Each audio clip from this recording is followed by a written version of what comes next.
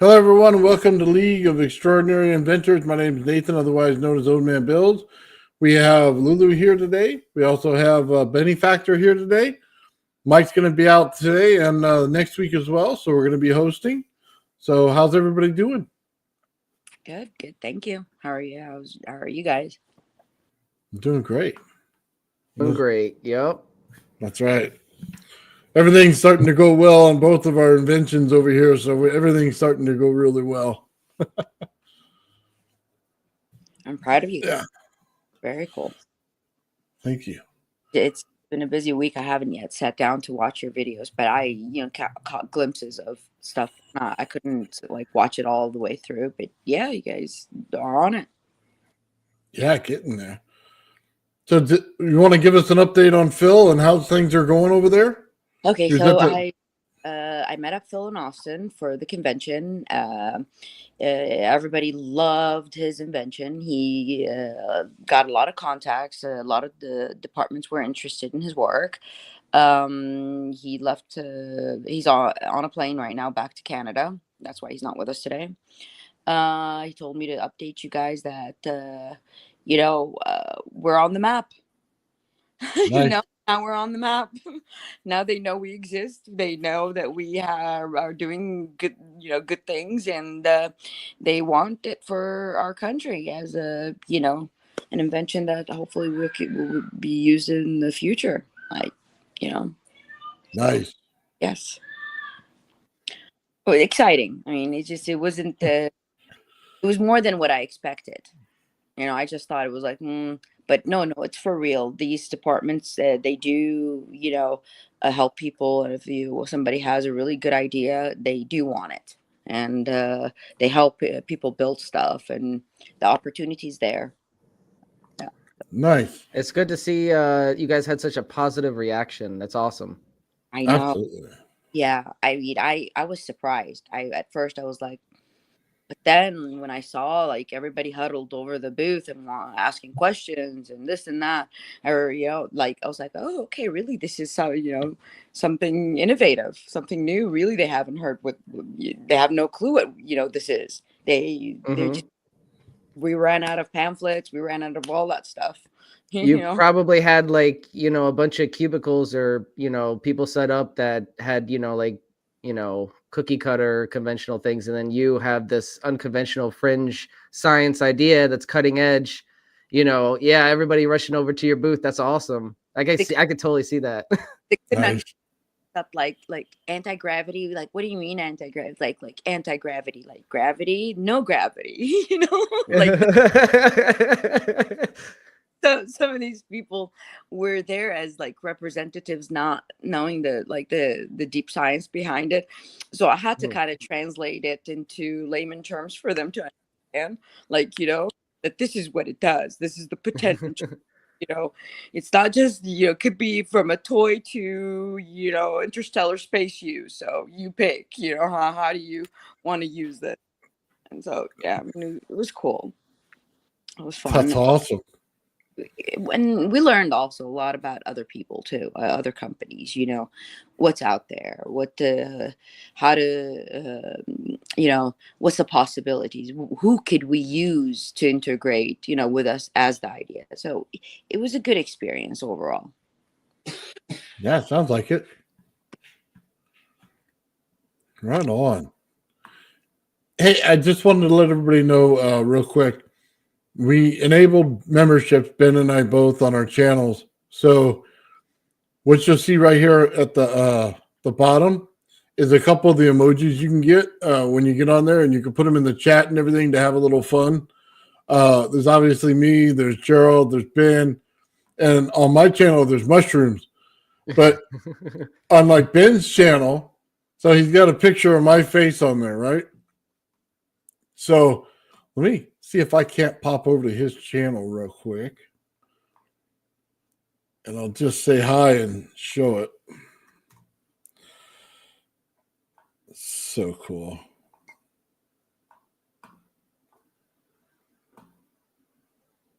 Plan on having a face for everybody. They're going to be badges of disapproval. So you got Nathan's badge of disapproval, Ben's badge of disapproval.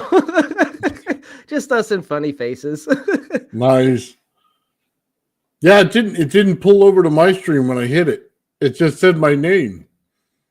It's yeah, that's weird. It's okay. If you go over, we'll have a live stream soon, and we'll demonstrate it. It's pretty cool, but I still have to update a couple of the stickers. So, but he has all of his badges ready to go. They're all amazing. I can't wait to subscribe to his channel now and become an official member. I want to get that mushroom badge. The mushroom one's the best, isn't it? It certainly is. Hold on, I'll just share them real quick, while we're taking the time here. Give me a second. Let me load it up. There we go.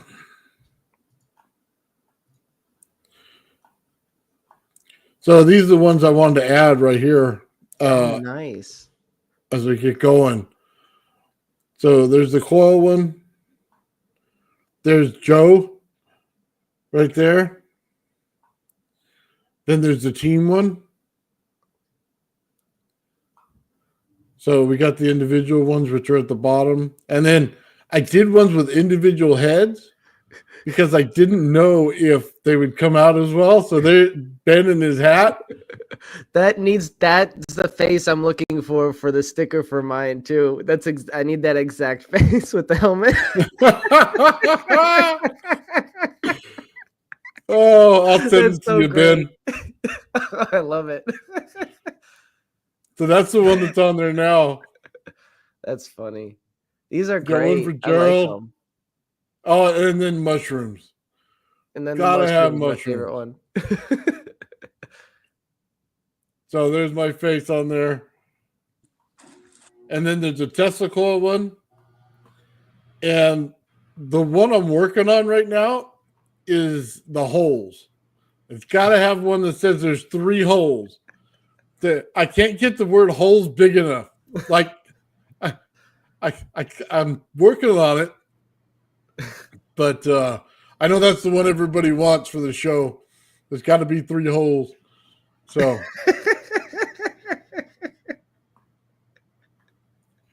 Oh, yeah, Joe, we got one for you, man. That's awesome. So it's just a fun way for everybody, man, out there, just to have fun in the chat and everything, since you guys all hang out with us all the time. And I have a few more Star Trek episodes coming up, probably in the next week or so. And usually I'm going to put them on the members thing so you get them so I don't offend the world. But yeah. That's pretty cool, man. Become a member on our channels and you get cool stuff like that. You can throw in the chat and have fun with. But like I said, Ben's got some cool ones too, man. So he's going to have that. He'll show them to us when he gets a chance. So. Yeah, I was just telling the viewers on the pregame show, like we're going to have all sorts of goodies for you guys, and, we set up our Patreons and I'm going to try to mirror my Patreon on my YouTube so you can subscribe to one or the other and just get basically the same content, Oh, that'd be cool. Yeah, so you don't have to subscribe to both to like, you know what I mean? I don't know. It was just an idea to try to do that, to bring all the content on Patreon to the YouTube members as well, as much as possible. Yeah. Well, I'm definitely sending you that mushroom one so you can put it on yours so they can all have it on there. I'm excited. That's my favorite one. That video was so hilarious. I told you, I spit I was eating. When he showed me that video, I was eating my lunch, and I literally laughed so hard, I spit out my food all over the desk.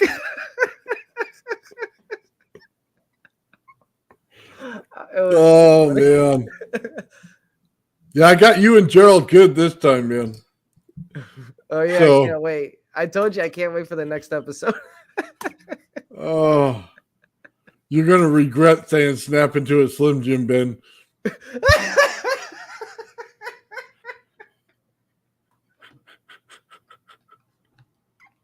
I didn't even think of that one to clip.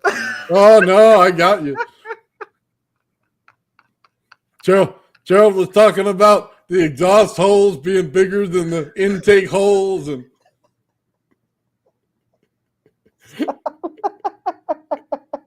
Hey, the best part about it was he did it with a straight face, just like Mike did when he was talking about the 3 holes. It made it so much better. I know exactly the clip you're talking about too. Oh my God.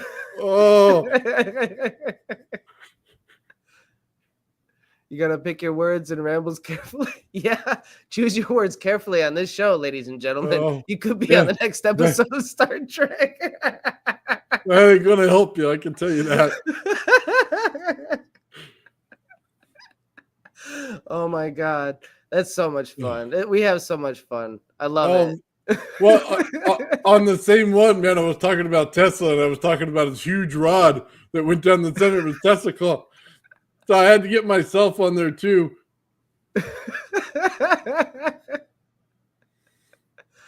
Oh, I can't wait. Anyway, yeah, just having a little fun, guys. Gotta keep it fun every once in a while. Ben's buns. Ah! Oh wow. Oh.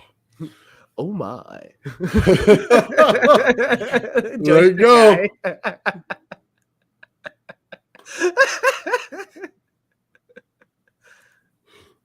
I was telling Joe, I don't even know if the episode I can air it. It would because we were giving Leonard bot holes. So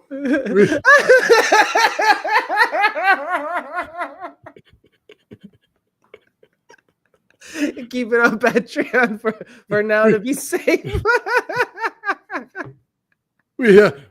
Ben's in his lab coat fixing Leonard bot. That's awesome. No, I have to give you credit for your comedic creativity. I love it. I absolutely love how you take clips from what we've said on the podcast and like implement them into like a unique, funny story. It's so brilliant. No, it's very unique, and it makes me laugh every time you show me one of those episodes. Nathan, you're very, very great. You know. Oh man, that's what happens when you're retired. You just gotta find something to do that makes you happy. Yeah, exactly. I love it. Oh, Joe said the Christmas episode. Oh man, yeah, no, I don't know about drinking and stuff on there, man. Woo, Drink bourbon. it get me in trouble. You don't want to see me drink bourbon? No. You think I'm crazy now?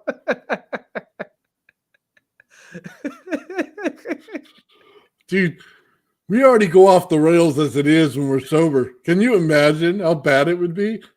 Like, dude, if you were around a campfire with us and we were drinking, you'd have the funnest time in the world. But God, it couldn't be shown on YouTube. That's the God's honest truth, ladies and gentlemen. Oh, that's so great.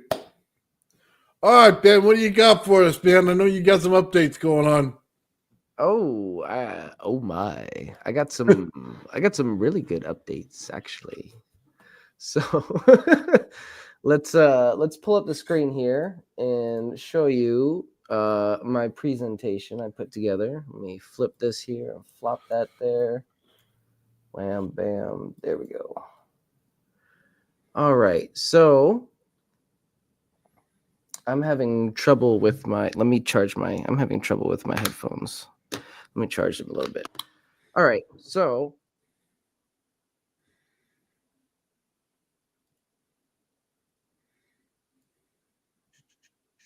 there we go. As you know, I've been testing out the Lightning Thief.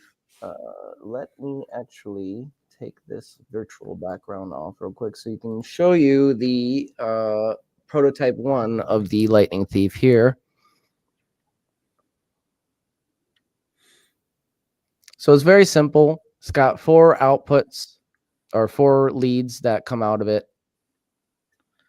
This is what I'm using to test with. If you've been following my research, it's basically Michel's modified Abha excitation circuit from One Stop Energies. We will be trying to produce a consumer version in the future, but for now, we're trying to test the efficiency of the system. And the system that I'm utilizing right now is my Mark 1 ABHA coil, which utilizes a 3:6 inner to outer diameter ratio inch, a 40-watt LED panel, which you can find here on Amazon. Actually, let me share this with you guys in the chat so you can have access to this file as well, so you can follow along.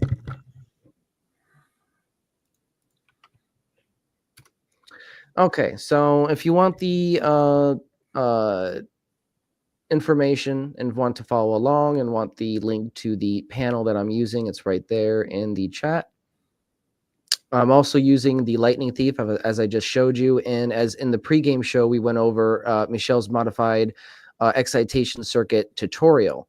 Now, this is also available on my channel right here in this link in the presentation file, convenient or for your convenience. I'm also utilizing a power drive 120 volt DC to AC inverter. I snipped the end off. It's meant for a car. I snipped the end off and attached it to the battery for a reference. So this is going to be our base, our baseline, our control. I couldn't find the exact model anywhere online, but there are similar models by Power Drive out there. They basically all utilize around 90% efficiency, though, from what I understand. And the last thing on the list is a Pirate 12 volt 20 amp hour SLA battery. So this is the system that I'm using for these experiments. You can do them yourself if you would like. All the information is here. Also the digital clamp meter is also here. The link to it on Amazon is what I'm using to monitor the voltage. So what's the role of the coil in this test? So the coil test evaluates the performance and efficiency of the ABHA coil, the Lightning Thief, in maintaining energy output over time. For the test, we will be using a 40-watt LED panel listed above. While the Lightning Thief operates the LED panel at 3.3% brightness, the test can still be used to explore the coil's abilities to sustain prolonged energy delivery within a minimal input power. By running continuously until the battery voltage dropped to 11.5 volts, this test provides critical data on the coil's potential for energy conservation and stability under low power conditions. The results highlight the coil's capability to achieve extended runtime, demonstrating its potential for innovative energy applications. This test serves as a foundation for understanding the ABHA coil's performance with the Lightning Thief and its possible advantages in practical use cases. It also serves as the foundation of research which will be utilized for the consumer-ready product. This test is a critical step in understanding the system's real-world performance and lays the groundwork for a consumer-ready product. We're committed to transparency here. Our goal is to provide you with accurate, reliable data before offering this device to the market. By thoroughly testing its capabilities, we aim to deliver a product that lives up to its promise without overhyping its potential. The circuit itself is available for you to build open source on my YouTube channel provided by the amazing Michel Morel. And if you were not aware, I was pronouncing his name wrong. It is Michel, not Michael. I think is a lot cooler. It sounds a lot cooler. Michel Morel. Like it just rolls off the tongue. And so, okay, so that's the first test. The second test is the inverter test. What's the role of the inverter test here? So the inverter test acts as a control for our experiment in analyzing the efficiency of the Lightning Thief and our ABHA coil. The inverter operates the LED panel at 100% brightness, which provides us a baseline measurement of how the system behaves under known conditions with a stable and efficient energy conversion process. Approximately 96% efficiency measured, and a section included for the assumed 90% that it most likely falls under when considering applications. So we have a section for both. Well, I measured 96, and you'll see it was like 38.6 watts to 37.2 watts was the exact measurements. But in real life, that might be closer to 90%. But I have the graphs for both. or at least the data for both. Now we know the system takes 38.6 watts of power to produce 100% brightness. This, I plugged it in right into the wall and measured it. It's 100% brightness, and that's 38.6 watts from the Wattman. With the inverter and a Wattman connected, we get that reduced down to 37.2 at 100% brightness, apparently. So that apparently is the caveat we'll get into a second, which gives us roughly 96% efficiency measured for the inverter. Additionally, the inverter's duty cycle is assessed at 50% for a stable output, though real-world applications often experience slight losses, typically translating to an effective duty cycle of approximately 40%. We will show both results for 50% duty and 45% duty. This test establishes a controlled environment, isolating variables for comparison with the coil's performance under similar conditions. And the caveat here is that until I get a lumen meter or detector of some sort, we won't really know the exact brightness of the panel. I have to rely on conservative estimates for now. And I'd like to show you, let's stop that and restart it. I can show you the video. This is 13-hour update. After about 13 hours, the system is still going strong. It hasn't skipped a beat. The current is being read wrong through the multimeter, and I thought the multimeter was on auto switch, which it wasn't. So the previous readings I was getting from the multimeter weren't actually correct. The better reading is around 470 milliamps going into the coil and about 457 milliamps coming out, directly out, before it hits the circuit. Then a significant loss around 150 milliamps on the load. So what does this tell us? I think we need a bigger load or a smaller load to match the resonance more closely. After 13 hours, we see the battery is draining a bit more, 12.61 to 12.25 volts. All 5 of the neon lamps burnt out, but one replaced. Okay, so this is running 13 hours off of the 2 fans. Okay, quick update. We're going on about 13 hours now. I had to replace all 5 of these neon lamps because they all burned out. I'm not really sure why. They're supposed to last a long time, so something is causing them to burn out real fast. Unless they're just cheap, which I don't think they are. They're pretty decently made. So let's check the voltage here.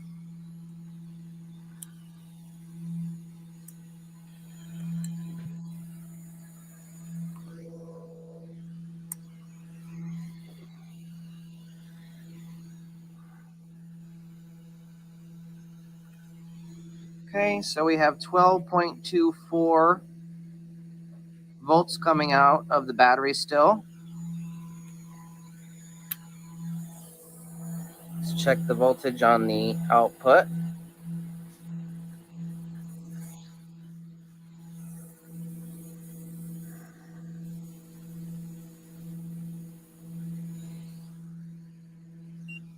Switch it to AC. Oh, it's dropped a little bit. Look at that. For the first time, it's dropped in voltage. Let me just double check the connection. Maybe it's not secure.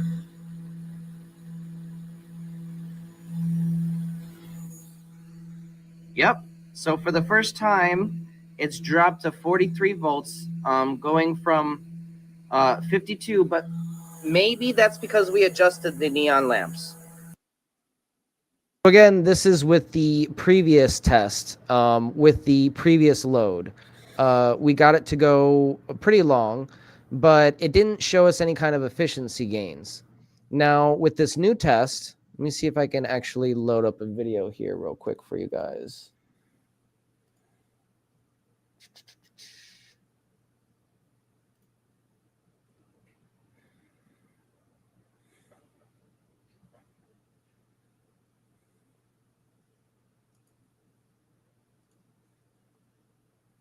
Just double checking if this is the right video. Give me 1 second.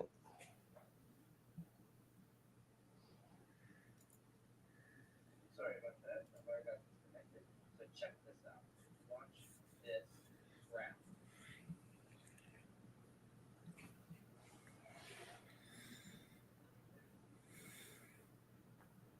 Hey, Ben, I got a question for you.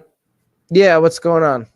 What the numbers say on the positive side of the power rail going into that? You said what? Come again? Where the LEDs get plugged in, what's the number? What's the positive power number on that? So the power rail was, I think it started around 50 volts with all the neons connected.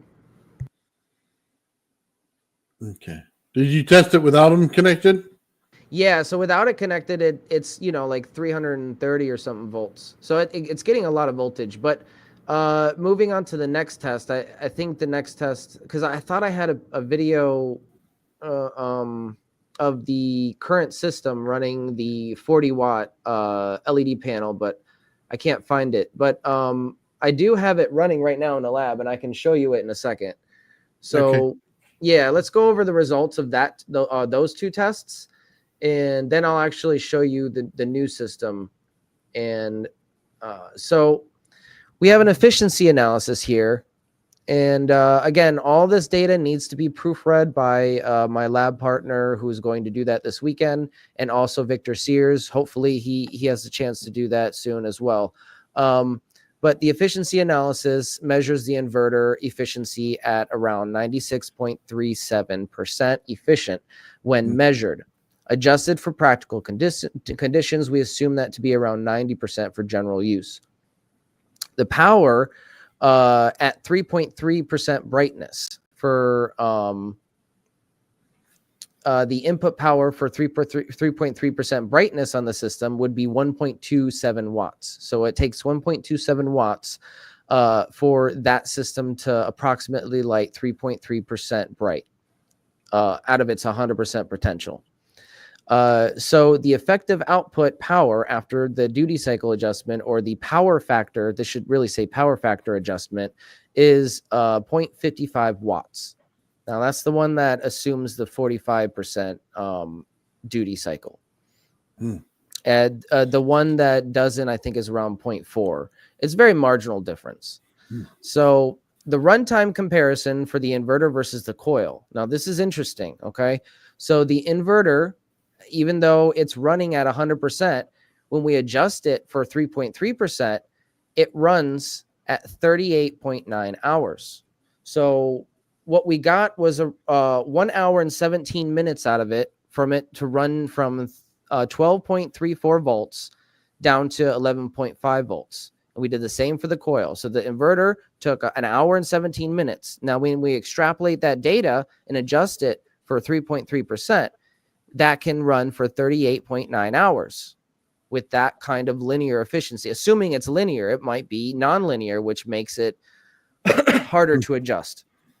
But generally speaking, these systems usually degrade slow, and then they degrade real fast. Like we've seen previously, it hit like 11.5 or 11 point something, and then it just dropped real fast in like 30 minutes, all the way to like 9 point something volts. It was really a significant drop. That was with the coil attached, and the lightning thief has the ability to suck that energy out of the battery. So you want to be careful. You want to have protection mechanisms. I didn't intend to do that. I intended to stop at 11.5.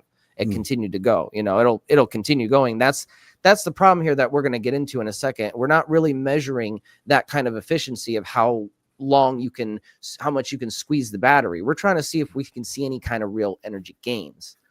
So the coil, apparently, with these adjustments to the inverter system, the coil we've seen lasts 63.5 hours. Now, about 3 hours of those I was on a break. I had to, pause it, take the system offline for like an hour at a time, like three different occasions during this process. So it's really 60.5 hours it was really running. So, and we'll see that down adjusted further. But the coil at this rate is at 63% more efficient than the inverter. So, and again, why the duty cycle 45? Real world inverter waveforms and reactive loads like LED capacitors reduce effective outputs to 45 rather than the ideal 50. This is because they get a loss. Generally speaking, this is based on empirical observations and is a nominal deviation in real systems. So To compare the two tests fairly, you need to adjust the second test's load power to match the same 3.3% brightness conditions as the first test. And here's how you can calculate and adjust that. Here's how I did it. And again, this hasn't been proofread. So if anybody out there is a mathematician and catches something wrong or anything, please let me know. But generally speaking, these calculations on the face of it seem to be accurate under my understanding. So test 1 is the test with the coil, and test 2 is the test without the coil. All right. So we are at 3.3% brightness and 100% brightness. And we divide those two to get a 0.033% brightness ratio. So we use the calculations of adjusted power for test 2, which is the original power for test 2 times brightness ratio. So the original power for test 2, remember, was 38 point. It's actually 38.6, but this says 38.4. Sorry about that. That's actually a mistake. Regardless, we're going to go with it. It's very marginal difference. 38.4 times 0.033 equals 1.27 watts. Okay. So that's the amount of wattage. That's where we got the wattage at 3.3% brightness. Now we want to adjust the power. We want to adjust the power. So we take the runtime. The runtime will increase inversely proportional to the power reduction. The original runtime for test 2 was 77 minutes, right? Now we're in 17 minutes.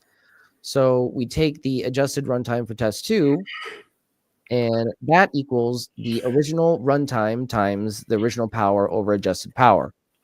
Now we take that at 77 minutes times 38.4 over 1.27, and we get approximately 2,331 minutes, or 38.85 hours. That's where I get the 38.9 hour approximation, the adjustment.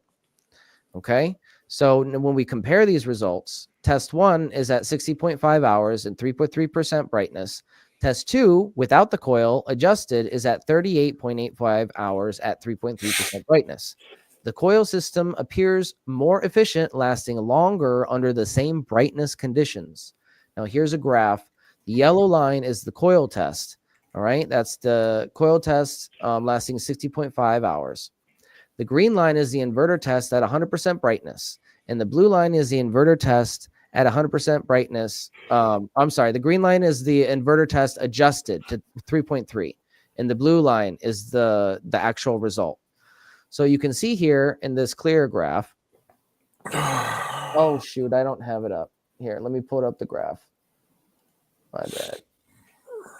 So you can see here in this graph that the yellow line is the coil, right? That's the line of runtime for our coil. Now that is approximately 55 to 65% more efficient than our adjusted green line here, which is pretty cool. So just to recap, the runtime was 60.5 hours, and that was 3.3% brightness, and the equivalent draw of energy was 1.27 watts from 38.6 watts. Now the inverter at 3.3 has a runtime of 38.9 hours and the same power and wattage. So now we have the efficiency comparison, which is the 60.5 over the 38.9, and we get 1.555, which is a 55.5% more efficient system than the inverter, which I think is pretty significant here. Now, if we take a look at the runtime comparison, here's a easy to read bar graph of the runtime of the coil system versus the inverter adjusted for a 3.3% brightness. And look at the difference. And we can see actually this, the difference between the energy loss, which I think is a little more significant from the coil to the inverter. Now we have the coil on the left and the inverter on the right. I know it's a little blurry, but the bar is significantly tighter on the left than it is on the right, indicating that the efficiency or the loss in energy is a lot more in the inverter than it is with the coil. So already right off the bat, we have a more efficient system in comparison. Apparently, on the face of it, just with this data, it's what I'm reading. So the coil demonstrates a significantly longer run time, approximately 63% greater efficiency. The coil serves as a baseline at 100%. Yeah, the inverter operates at approximately 63.2% efficiency relative to the coil. So here we have another bar graph that we can see a little more clear the effective input versus output. So here it's 0.7 to 0.4, 0.7 going into the coil, 0.4 coming out. And on the inverter, we get 1.2 going in and 0.6 coming out. So we have a lot more loss here on the inverter system. So this is very, very significant, I think.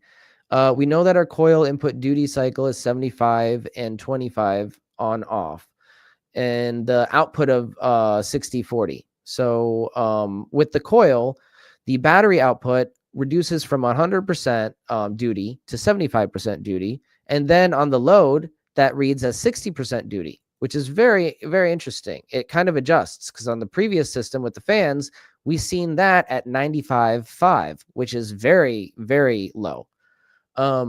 We also know that 3.3% of 38.3 or 38.6 watts is 1.27 watts.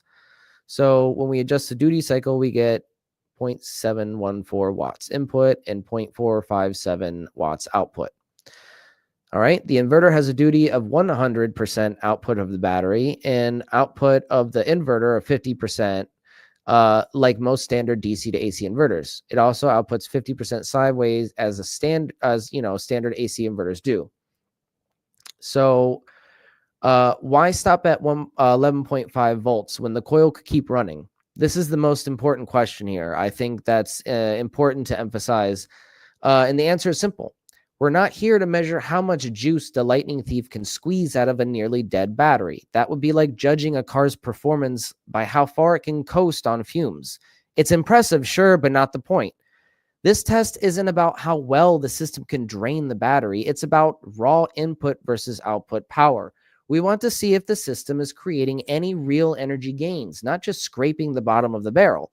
Besides, most devices won't even acknowledge a battery below 11.5 to 11.8 volts under load. Some at 11, but that's, rare. So that's where we draw the line, 11.5. And this is actually healthy for the battery from what I understand. This is all good data, but it doesn't actually prove energy gains yet.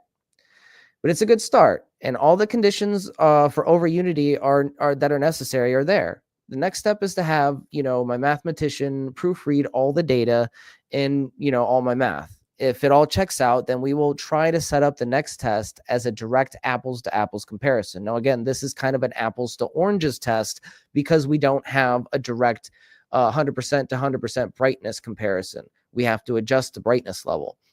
So the next test will be an apples to apples comparison test. So stay tuned for that. I have some ideas on how we can bring that brightness back up to 100%. So this is the lightning thief here on the top. The bottom is going to be the green machine, but this is the system, the device that we're utilizing right now for these tests. And if you'd like to, do these tests, you can do them. All the information is there. I provided you with everything basically. This is the lightning thief circuit. This is something that we're testing at the moment. And we're going to, as I said, roll this out as a consumer product in the near future. Sometime I'm aiming for mid to late 2025. Just so you guys have easy access to something cheap and affordable to save you some energy, or maybe just try some experiments. So this is the lightning thief Mark 1. And I should have some out to you guys on the team very soon. That's very cool, Ben. I like that board. That circuit board. It says your name on it for the show. Oh yeah, awesome. yeah. That's all Michel. He did all that.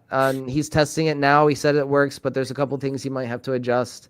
It's really cool. Yeah, he's been a great help and a great ally in getting this information out. So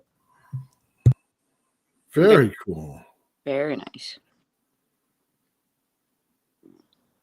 I love it. Like, customized with your name on it. That's funny. Yeah, it's so cool. Yeah. And the results that we're getting, I mean, assuming that everything's kosher, it's really, really exciting. You know, we're seeing some real cool stuff here.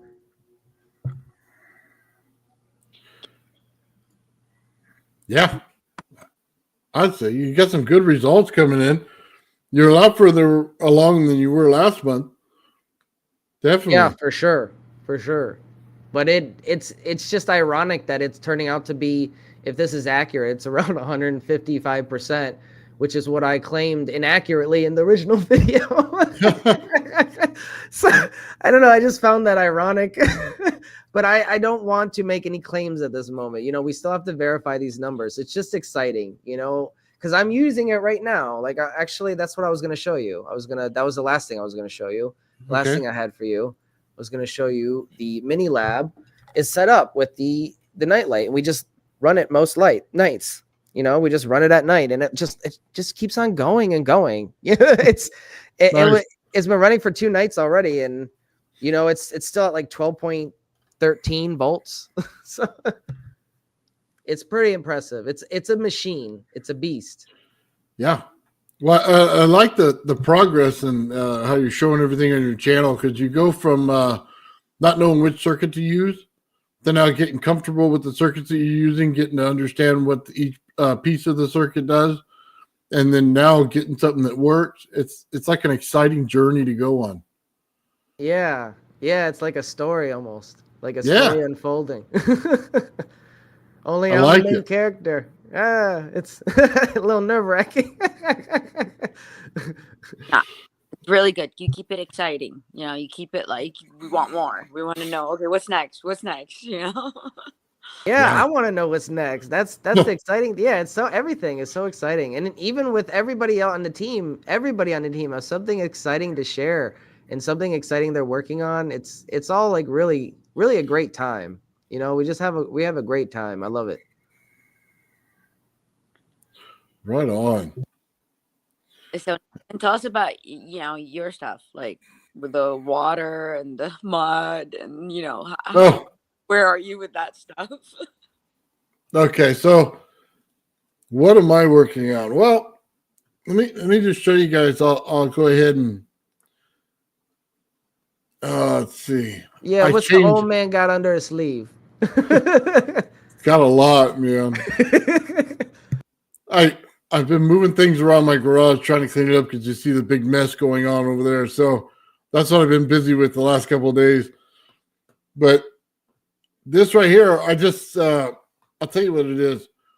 I'm adjusting the frequency in this Tesla coil. Now, most people would just get a different Tesla coil and say, oh, this only resonates at one frequency. Well, it's just not true.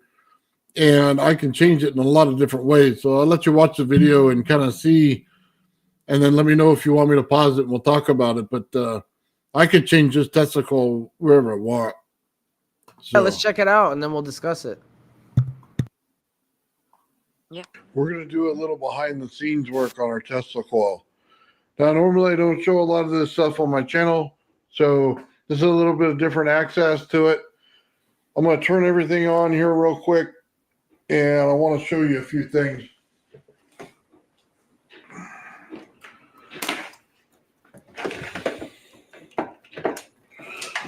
One thing I do use, by the way, is a surge protector on all this stuff. I put it all in there. It's an easy shut off. That's pretty easy. Now that our oscilloscope's fired up and this stuff's on, I'm just going to show this on the frequency part. So we'll just turn it up right here at 10 volts, 11 volts.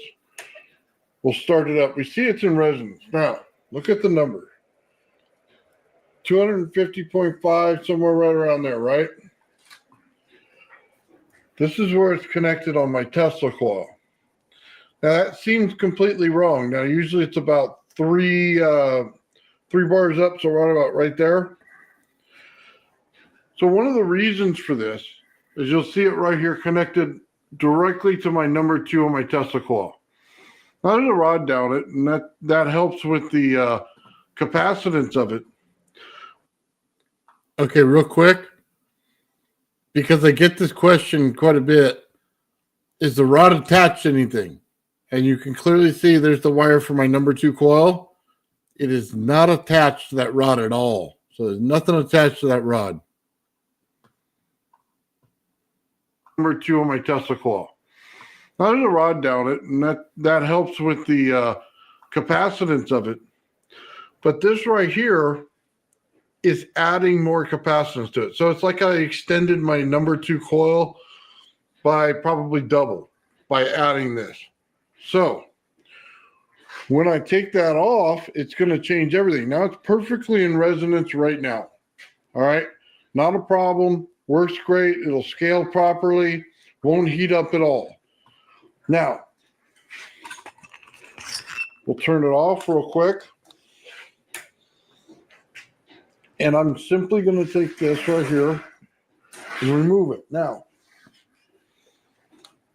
the wire is no longer attached to there. I can detach it here. Now we're just set to this.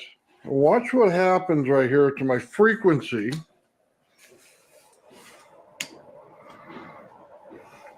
When I turn it back on. I'm way out. Way out. That's not oscillating properly at all. So now, in order to put it back in resonance, I'm just going to go about right here. Let's see where we get to.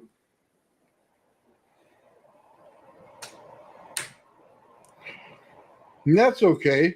That's like a mid-level resonance right there. So it'll heat up a little bit, but it would still work.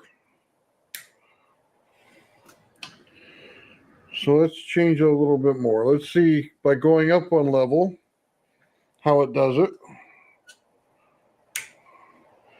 That's worse.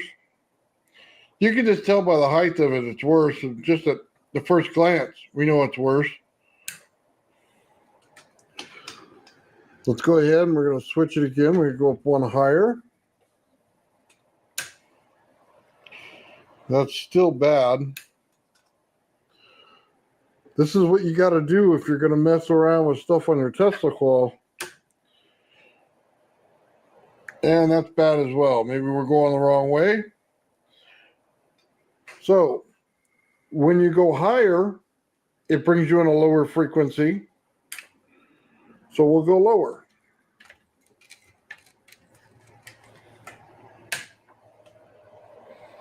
Look at that.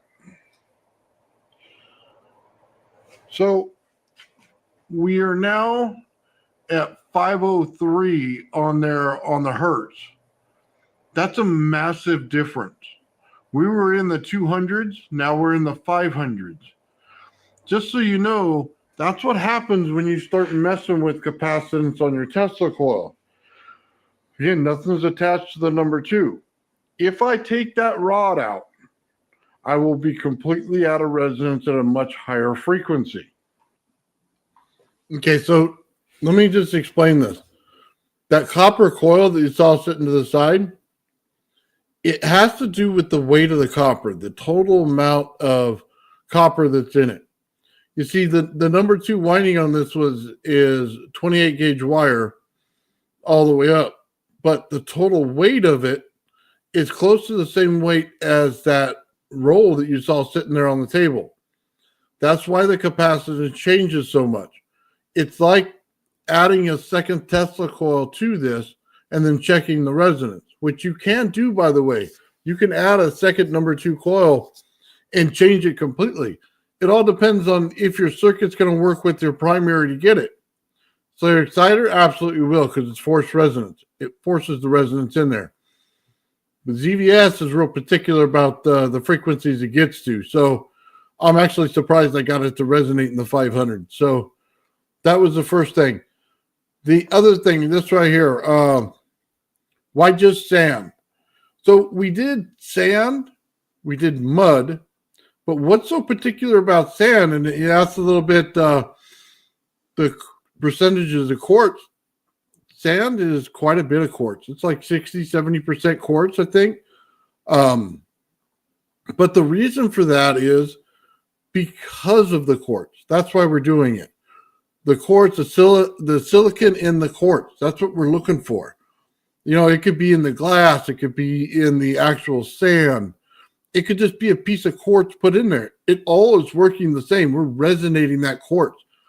That's why it's so important. Now, I've had people ask me, hey, why don't you put it down the center of the Tesla coil? Well, you're going to fry your circuits. Why? It has to do with the size of the object being put down the Tesla coil. It just doesn't like it. It's trying to pinch it too hard with the magnetics going on in there, and it just pushes back on the circuit and causes a feedback into the circuit and fries everything. So the best thing to do is to stick with the rod that I put down there, and then anything you want to run, just understand it comes after that. So when you talk about sand and you want to get to the quartz, this is kind of the big thing. So let me just make sure you see my face when I say it. You're resonating quartz, which means that you are communicating with that quartz, which means for the first time that we know of, we can actually start to get to that quartz. You always talk about, we see it in circuits, you could tap it and it taps back, or we see it in watches, it does the same thing. It's a timing circuit. That's great. You're using one side of the quartz. That's amazing. But this is using multiple sides of the quartz. We're using the frequency side. We're using the magnetic side. Okay, we're getting into the quartz now. Now we're able to communicate. We're able to use it as an amplifier now. That's what's going on here. It's not just about the quartz. It's what we're doing to it. We're resonating the quartz. If it was a weak quartz, it'd just shatter. The fact that it's already solid quartz, it doesn't. It resonates. So when it resonates, it's like tapping quartz with a hammer a billion times. You're going to get that energy coming out of it. We're now able to get that. That's the biggest difference here. I'm showing you the exact way to get to it. It's not putting it down the center is not going to get you there. You have to do it in the water. That water to that quartz is so much because it's penetrating the quartz where you can't. And it's getting in there and activating it. That's what's important there. It's the only way to potential. I'm sorry. It was the only way to go ahead. Oh no, I was just gonna say you're converting that potential when you're hitting the crystal. It's the only way to pull the energy out and get to use it. That's it. It's not just a tap the frequency and it taps back to the frequency. Now you're able to use the energy from the quartz. So instead of just getting a little spark off of it with your little lighter. All right. So I'll pull the rod. Just set this up real quick so you can watch.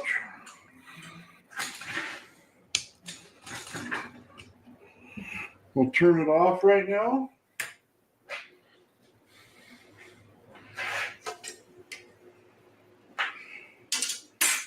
All right, now we pulled the rod out of the Tesla coil. Now we're still attached to the same place. Turn it back on.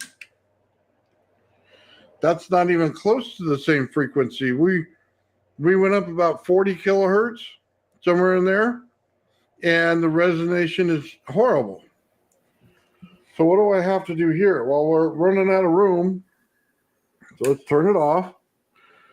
And we want to go down on the winding, so we'll go to the back side of this.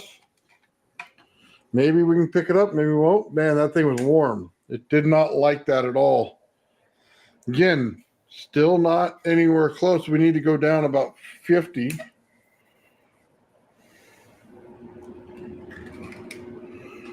We're now on the very bottom one now. Oh, it's awful. So before I go any further with this, I just want to let you know, this Tesla coil was specifically designed out of resonance. That doesn't sound right, does it? Specifically designed to be out of resonance. Why? because this goes to my gravity flyer. My gravity flyer adds capacitance. It's like adding more wire. Just like you see with the rod down the Tesla coils adding 50 hertz. So my gravity flyer adds 300 hertz. So what does that mean? It means when I say add, I should probably say subtract. It means that put the rod down, it goes down 50 kilohertz. Put the gravity flyer with just a simple wire down the center, and what does it do? It'll go down right around 300 kilohertz. It'll bring us back down to the 200. That means that if I put this rod down and I put this down, it'll equal the same capacitance level. That's how you manipulate your Tesla coil. We all saw it was 550, but why am I resonating at 250 when I attach both of these items? Well, that's how the Tesla coil works. You want to start dropping frequency, you need to start adding things. Does that mean you need to add a bunch of stuff right down the center? And the answer is no, because you can't. If you try to put anything thicker than this rod right here, down that Tesla coil at 2.5 inches wide, you will automatically fry this ZVS. No questions. Will absolutely fry it. I don't care what it is you try to stick down there. It could be your finger. It could be anything else, okay? Anything you think of, plastic, anything. It'll change it, and it'll blow your ZVS. Take them offset and completely fry it within seconds. There's a reason why you put certain thicknesses down there. A wire works, a small rod works, other things fry it. Immediately fry your circuit. So you want to do this the right way. Okay, put the rod down there. Again, 1/4 inch rod, hollow, brass, works great. One of the things that I didn't show anybody is I could put a wire right down the center of this and hook it to my piezoelectric disc with my ultrasound machine. And then I can double the amount of output that comes out of this by putting that wire down there. It's a pretty interesting fact, but this is how you take things and change them in and out of resonance. Now, I wanted to show you one more thing that was really cool. We're going to go outside. Okay, really awesome. That was actually going to be one of my questions. What happens when you put a wire down the tube? And you just answered it. It was actually, I was like, I wonder if there's more output when you put a wire down the tube. You just confirmed it. Yeah, well, it's not just the wire down the tube. Don't let me fool you. Like I said, you got to put your ultrasound device in your with the ultrasound device too. That's cool though. That's really cool that you thought about doing that. That's really neat.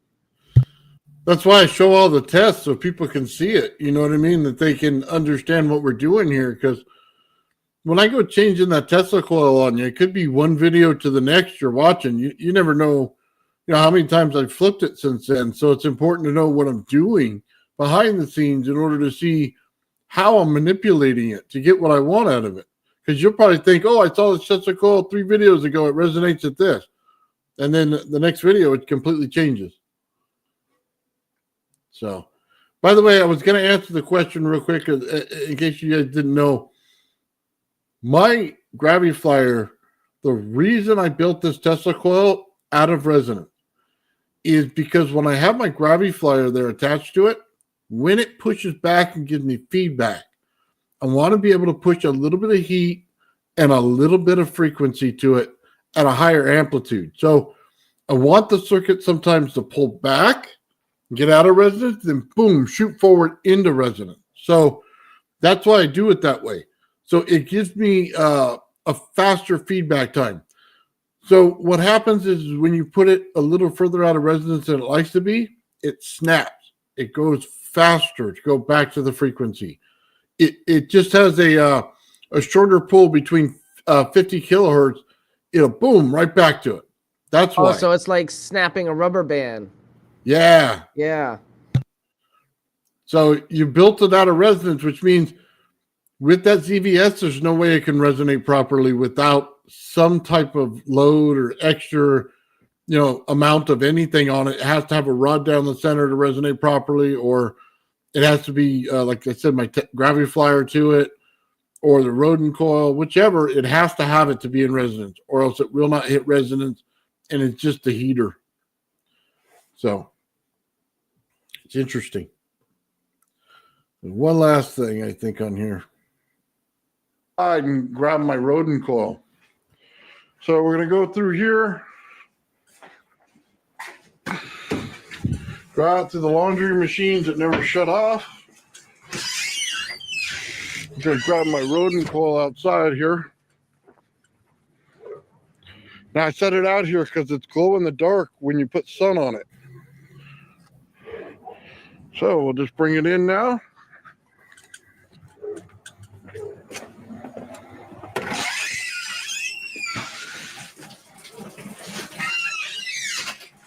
Watch this. I'm going to set it on top of this washing machine. So you can already see it starting to get purple, right?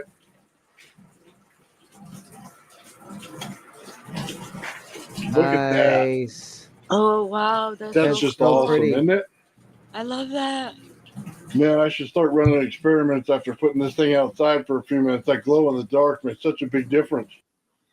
Yeah. That's cool, isn't it? So you can see it's a little bit purple right there, and then when you turn off the lights, it just glows. That's really, really cool. This is a part of our upcoming first-person Nathan Oldman builds game coming out soon.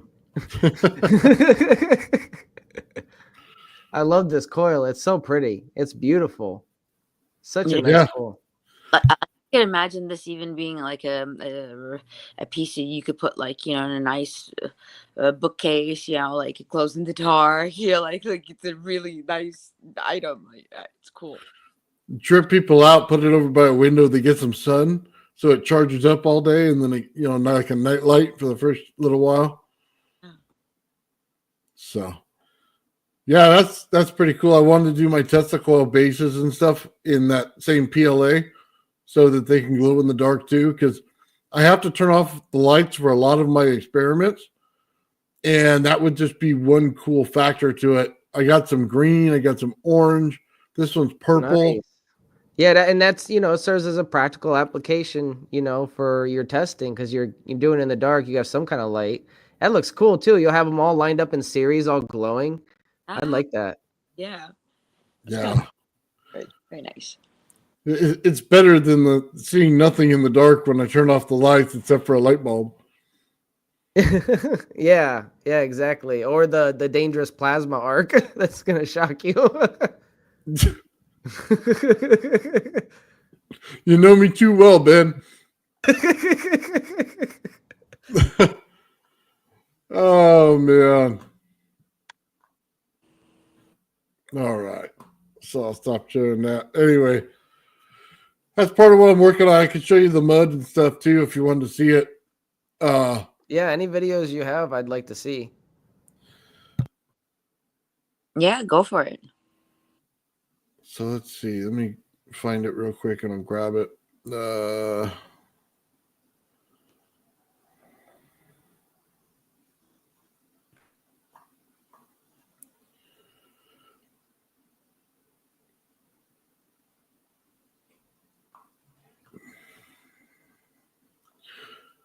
So this one right here, I'll show this one. It's different, and you can tell me what's going on here.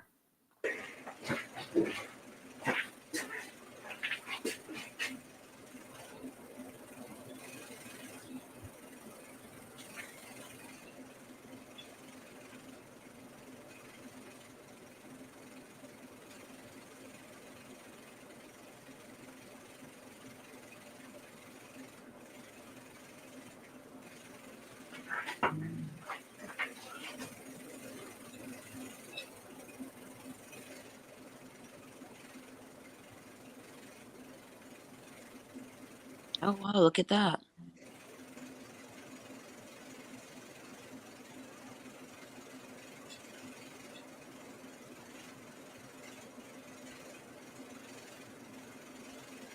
Is your hand being used like as absorbing the energy instead of it going to the halogen light, or is that what it's doing? I'm not absorbing the light per se. The energy, not the light. The energy, yes. Yes. It's going right into my body. That's really cool. Some people would say, well, are you sure it's not just going over you and into the ground, right? As the skin effect or something. And it could be. But I'll tell you, with any voltage, anything goes over with you, sticks with you for a little bit. So it definitely is. What about shoes? If you wear different shoes, does it still do the same thing? Like, oh yeah. Yeah, you could be barefoot, shoes, mat on the ground, put rubber down there. It does the same thing. It's your body, because your body has heat. It's pulling in the cold electricity.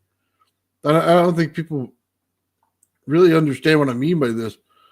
The electricity is like room temperature and below, where hot energy, I would have touched it, I would have been zapped right away. There's no zap, nothing.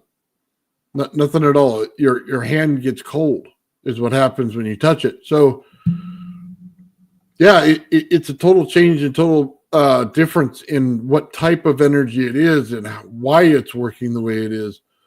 You know what I mean? Versus regular energy. It's completely polar opposites. You know, high voltage sits there and goes on top of the water. You know, this voltage here will start to conduct energy inside the water. So complete opposites. And then it goes also to constructive and deconstructive interference. So that was the difference in the light right there, whether it was on and then when I touched it, you know, which one's getting the energy more, which one has more heat, and then one's constructive, one's deconstructive. So it's an interesting concept, but it works.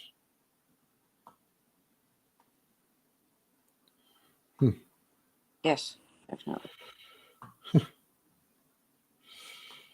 Someone commented on my chat, hocus pocus, and well, you know, what do you say about magic? Magic is just science we don't understand. So, you know. Well, I'll say it like this. Not only do I understand it, I perfectly understand it and could do it right in front of you and have absolutely zero problems doing it.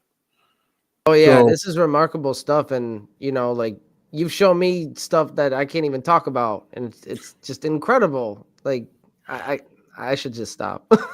yeah, there's no hocus pocus going on here, guys. I have no time for that. And I don't even want to answer questions on that garbage. Look, it's all real. I put it out there so you could do the test. Build a Tesla coil and find out. It's right there. It's not lying to you. It's, if you don't want to do it, then you can lie to yourself, but I'm not lying to you. Yeah, we explain pretty much everything that Nathan and I do for our experiments and how to replicate them. So Yeah, I don't understand how like these people say hocus pocus. You're not benefiting in anything, shape, form, or way to where you would be lying about any of this stuff. So it's just like, yeah, I don't get people like haters, just your haters. It's all right. Gatorade. Jealous haters. That's all it is. You know, it is funny though, because I'm doing it, Gerald's doing it, and then we turn around and Mike's doing it. I mean, it just didn't come out of nowhere. We didn't all just get together and have a beer and have an idea. You know what I mean? It just doesn't work that way. So it's funny. This guy blew up a lot of coils.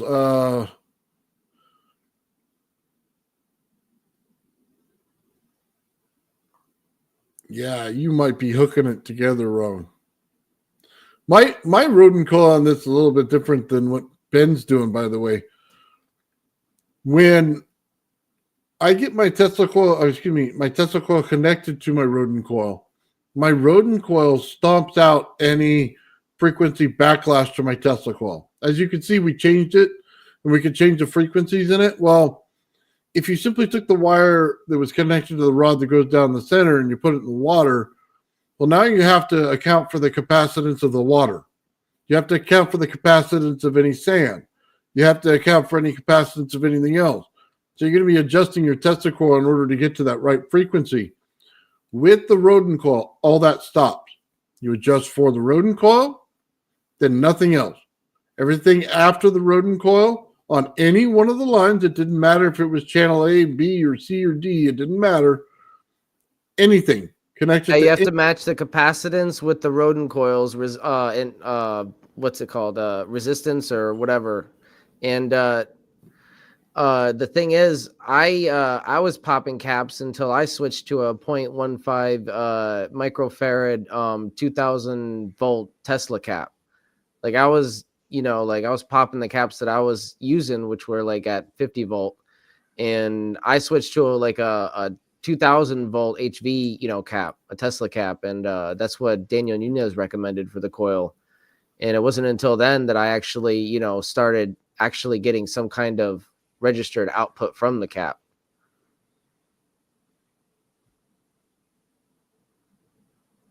Okay. So what I was trying to say was it's a 1-to-1 conversion lock.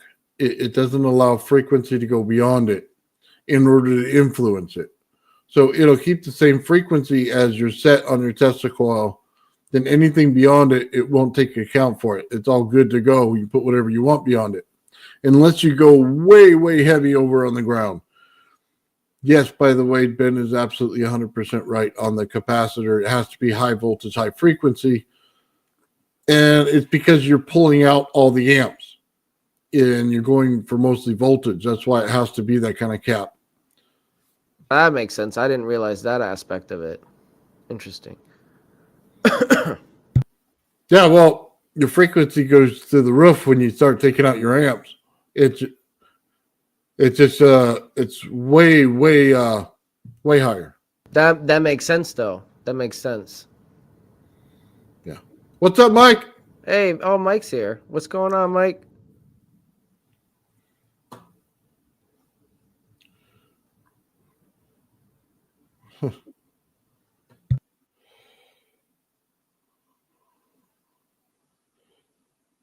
Oh.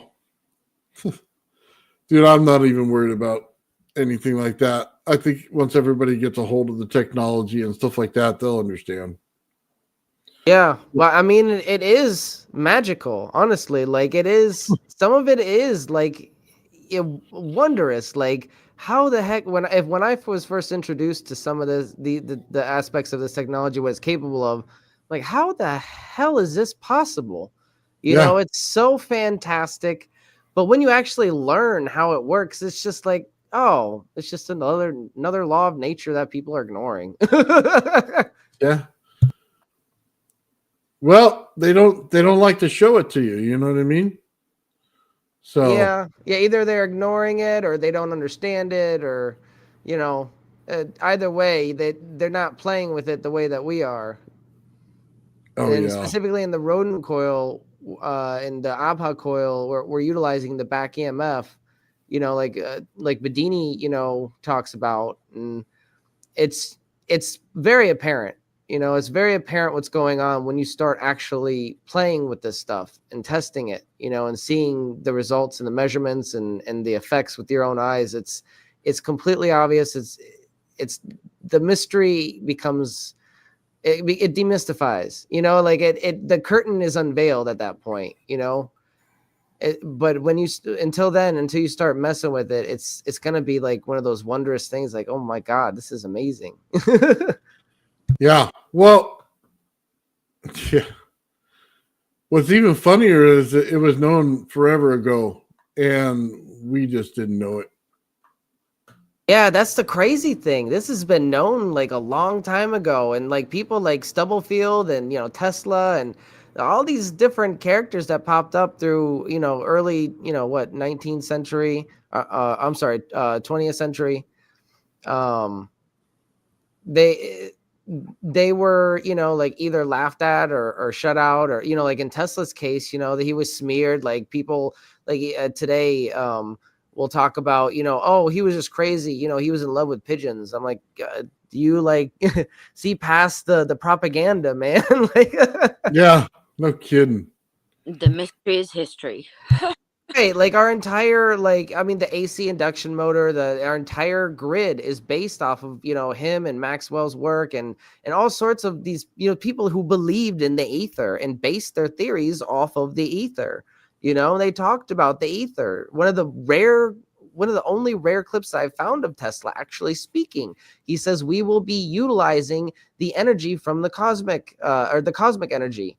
It won't come from gas or it'll come from what he called cosmic energy. It's the same thing.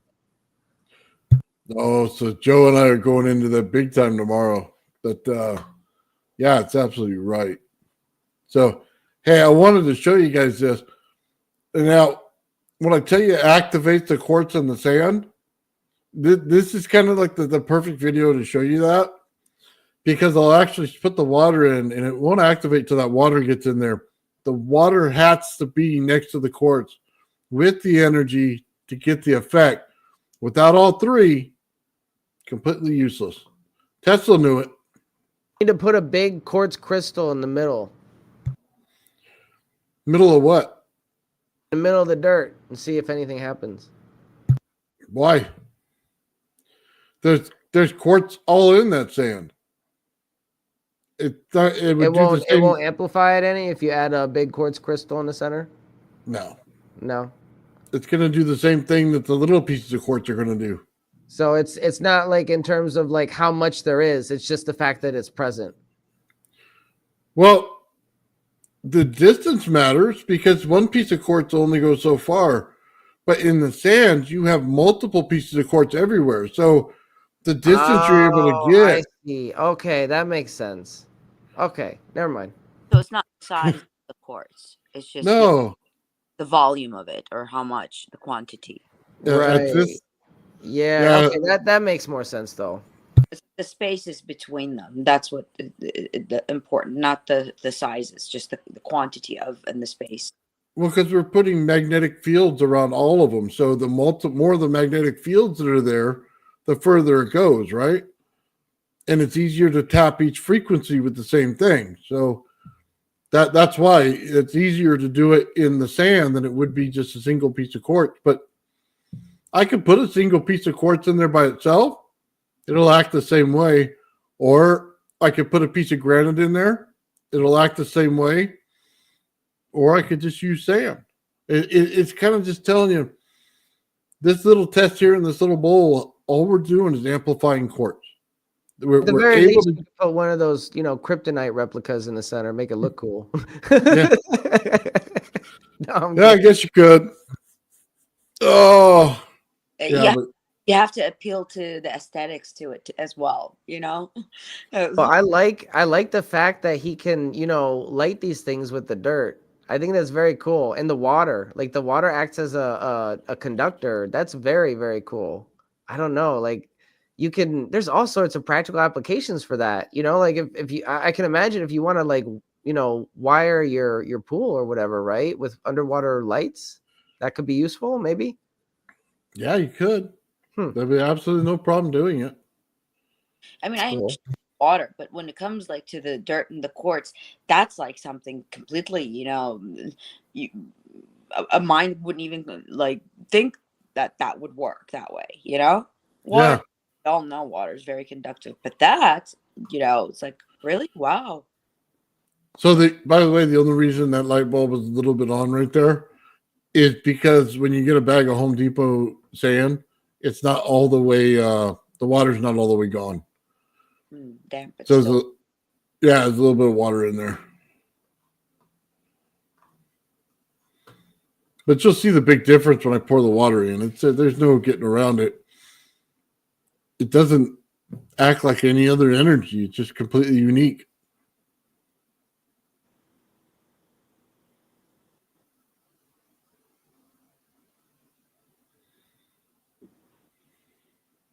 Wow, look at that. Wow. Oh, That is so cool.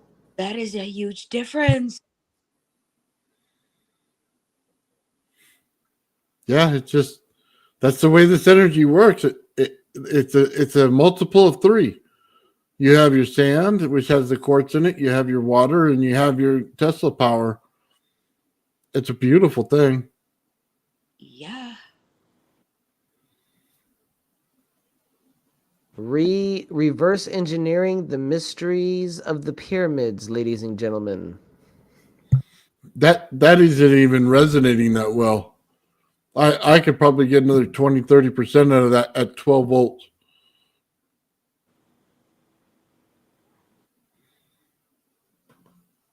But that's Yeah. just really amazing, like the difference when you have the water. Wow. So I'll do it with a bigger container. So some people give me, stuff about the glass. And this one, I just put pure sand in there. And yeah, my water does look like poo. So Peanut says, weren't the obelisks of Egypt made of quartz? I think I heard that somewhere. Yes, they were made with quartz, and they were actually topped with electrite. So the very tips of them had something called electrite, I think it was called. It was a plating of copper and silver, or gold and silver, a mixture of gold and silver. So it's very conductive to plasma. What about the pyramids themselves, the stones in the pyramids? Do they have like quartz in it? Because they used to say that the pyramids were they attract, like they absorbed some kind of energy and like beamed it all the way up into the sky. So it had to be something in the stones, right? So granite itself will suck in like a candle wick water. You Yeah, literally put the corner of it in water and it'll suck up into the whole thing. like a sponge. Yeah. So just imagine what I told you about the quartz right now. This energy goes through the water to penetrate to the quartz. So as soon as you put it next to granite, it's sucking up in there through the water into that quartz and doing the resonating. This energy works perfectly with the pyramid. It is the 100% right energy for it. Tesla had it the whole time. He knew it back then. I mean, he knew exactly what to get there. He didn't need anything else. That was the thing. He had sand. He had water. He had quartz. It's all there. I mean, imagine like all of these components are in a way, if you want to think about it, they're free. They're just part of our world. Like they're free. Water, sand, like quartz. It's abundant. It's not like you're using something that is hard to find or get, or it's just that it's everywhere. Yeah. So one thing I'll say about this is it conducts wirelessly through the sand. So at a distance. So when I put it on top of this tub, you'll see it'll just light up a bulb. I don't have to have it attached, but it's much brighter when I do.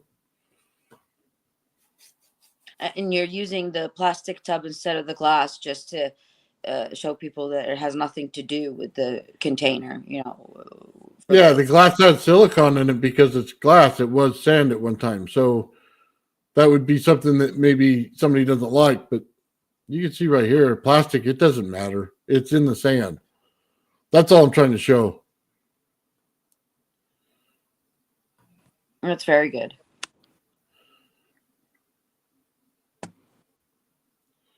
Yeah, look at that. It's still going. I pulled it out. The energy's in the sand. I don't even have to have it plugged in to the mud or sand or poo, whatever you want to call it. The poo plate. It did, dude. That water looked so bad. I went over and just filled it up with my hose, right? And it looked like somebody peed in it and then dropped some goo in it. It's so bad. But it works. I mean, it's the sand they give you. I didn't change it. You sure the cat didn't pee in it? No, Okay. I didn't get mine from the cat. Look. Okay, so right there. There's no connection on that. It's just sitting over top of it. And I can tell you right now, it's not the wire underneath. That thing only goes so far to light it up. It's in the sand. I've done it with a huge thing in my backyard. It's the sand.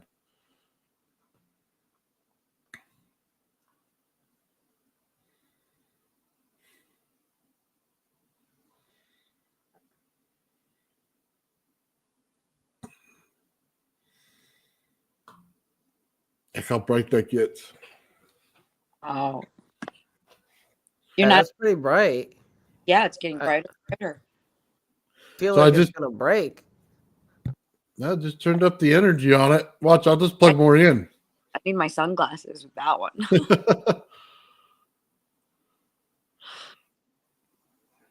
Yeah, by the way, it would get even brighter if I connected a ground to the other side of that light.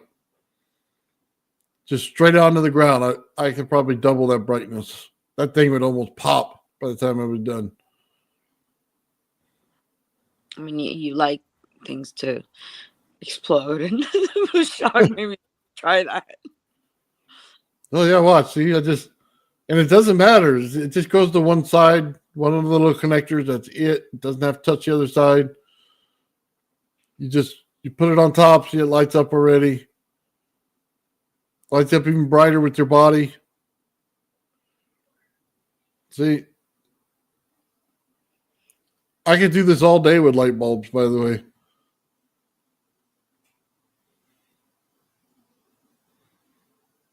If you think of a really cool application for this, if you know those like big concerts that they have out in the deserts where there's no electricity, like that would be perfect to light up the place, using water, mud, and lights.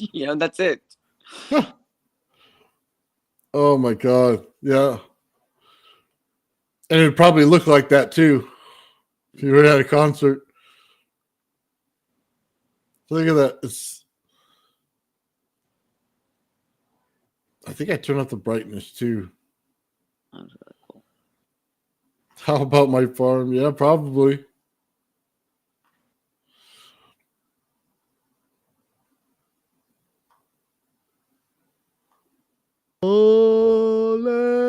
Hallelujah. That's crazy, isn't it? Yeah, that's really bright. It's impressive. That's a lot of wattage. How many watts per bulb is that? 40? Yeah, 40-watt bulb. Nice. So the thing is, man, it doesn't matter. I can just keep adding them and probably put 20 in there. If I own 20, I could probably put them in there. That energy, man, is totally different. Here, let me show you the difference. Okay. They call you the Wattman. What, man? So let's do a little bit of high voltage, huh? So I can show you the complete and utter difference in what's going on here.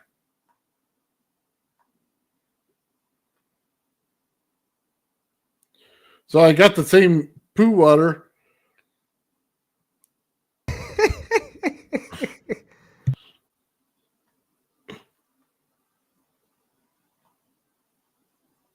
Don't believe him. It's not poo water. People don't go and actually get That poo water. stinky drink.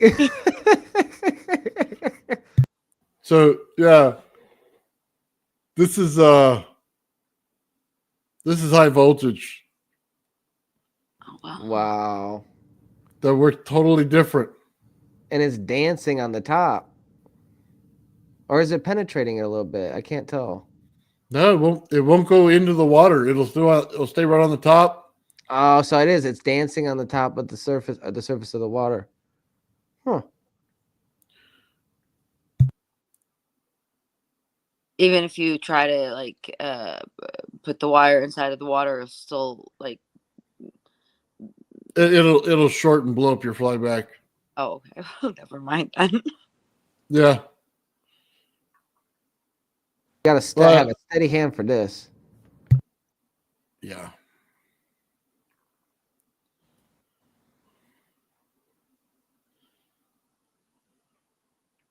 Hey, Sean, how you doing, buddy? What's up, Sean? Hi. This right here is just high voltage. You see it right there? There's my flyback. There's my ZVS. Uh-huh. He had to top an arc. Yeah, we went from we went from the other voltage with the Tesla coil down the center to hot voltage. So this is hot. The other one was cold. There's a massive difference between the two.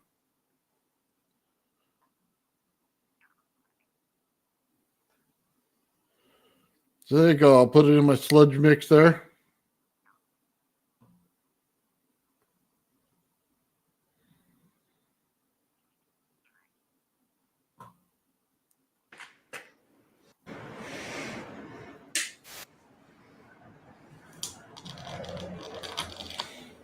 That right there is at 10 volts.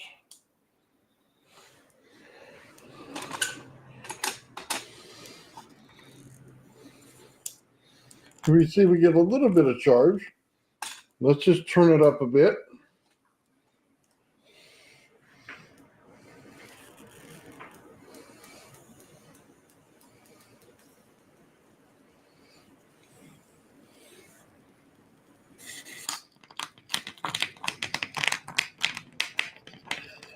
Well, we're firing voltage now. Look Okay. at how white that is with all those amps in there. You can hear. Ooh, it likes to burn things.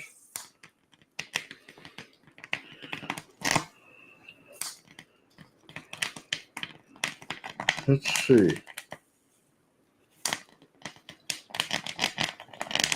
It's going right It seems around like it's that more glass, by the reactive. way. Oh,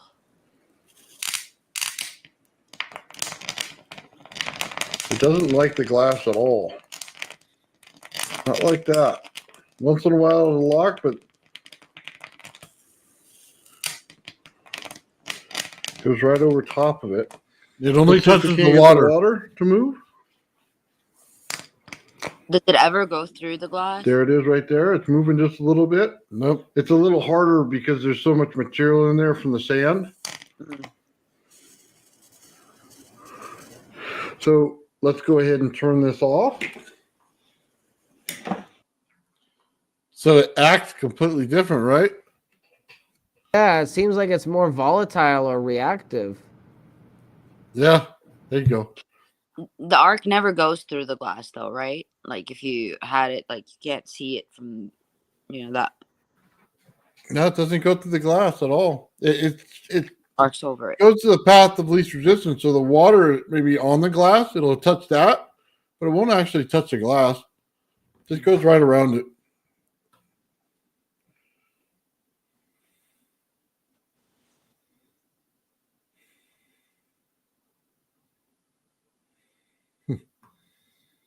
Says no glass is polymorphic, so it doesn't conduct well unless it has been doped.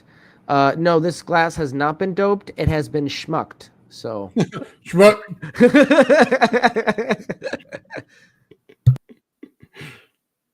I gotta say that every time somebody says schmuck. It's so funny. We sound like the Three Stooges when Gerald's here. Because it's like schmuck, schmuck, schmuck. That's funny. That's true.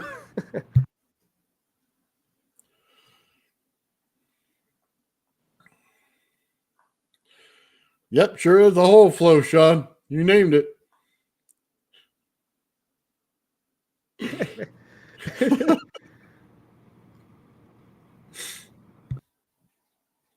Oh, man.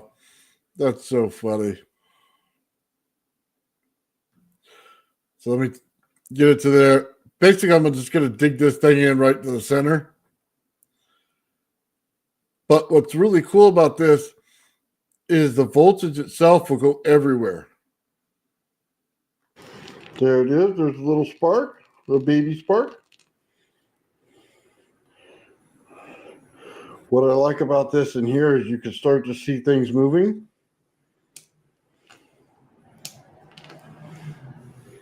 Now, let's crank it up a little bit and let's have some fun. Oh, yeah.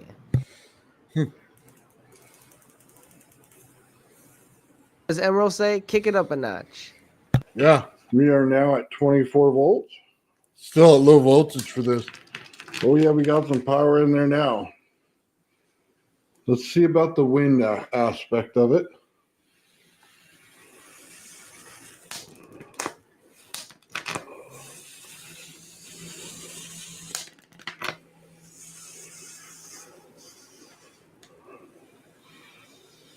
You know what I didn't do here? We can move the little bubble. I hear the hiss, right? I should have turned off the lights because it probably would have made plasma right over the water.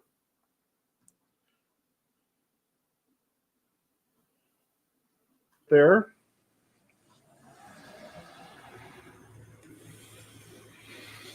And it's moving everything.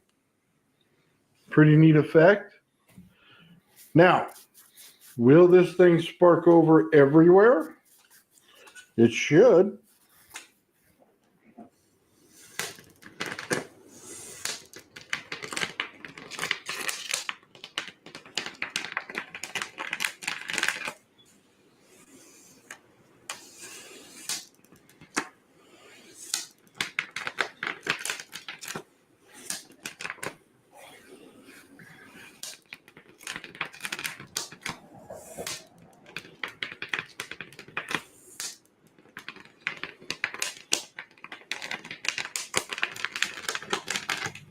That's just beautiful.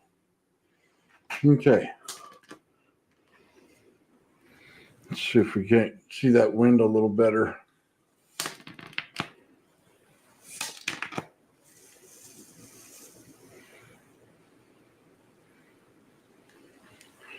Definitely moving it. Let's turn it down just a hair. Maybe it's arcing over too fast.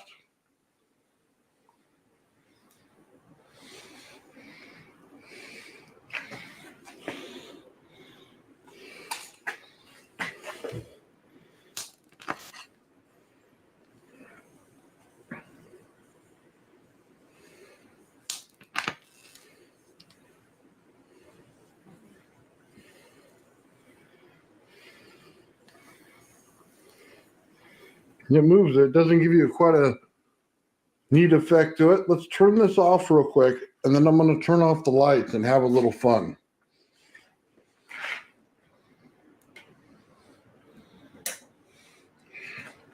All right.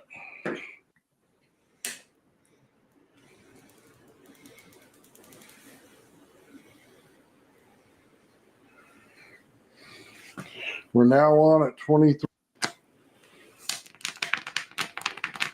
God, that's beautiful.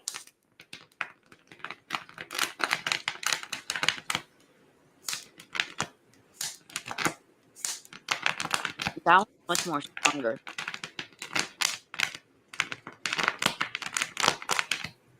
Yeah. It doesn't really matter where you go in this. It's going to light up everywhere. Should tell you something about voltage. This is why you don't play with water and voltage.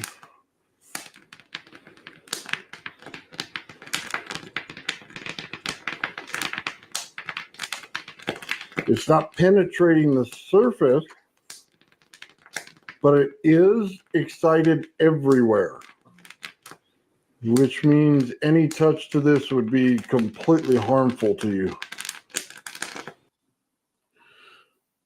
So Mike wanted to know what the goal of this experiment was.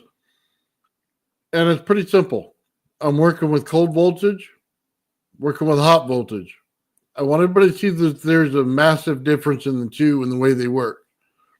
That's it. So I was putting together a video on it, and I wanted to just put this out for everybody else to see, but I wanted to show in detail the difference between hot and cold voltage and why they're not the same thing. And you know what I mean? Why I'm It's working really with important that you showed a visual here, though. That's really cool. It's exactly what it is. Because people accuse me all the time of using hot voltage in there, and it's not. and they don't understand why I call it cold voltage, and well, it's because it acts completely different. Yeah, I mean, I didn't understand the difference. Like I know what hot and cold is, but visually to see it, that's it. You know, I didn't know how that is how it's gonna look. You know, very cool. Yeah. Oh, I didn't show it. Oh, I should have showed it. Hold on. There was one other thing I wanted to show you on this. Pretty sure I left it in there. Yeah, I did. So we just saw the hot voltage, right? So let me bring it right over here to you. I would never in my life do this with hot voltage, by the way. Just want you to watch. It's cold electricity. Do not try this with hot electricity.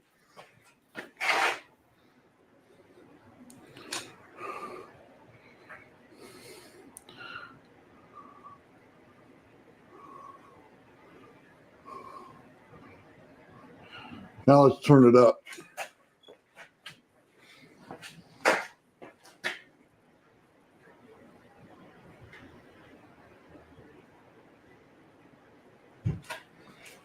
We're at 32 volts. Let's take a look.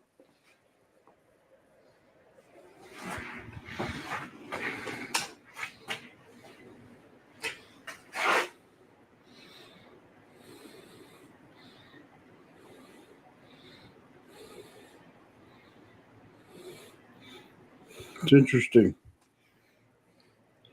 It doesn't even like completely turn off when you put your hand in. It means like it has so much, you know, You and see my hands in the water. and the light bulb. You know,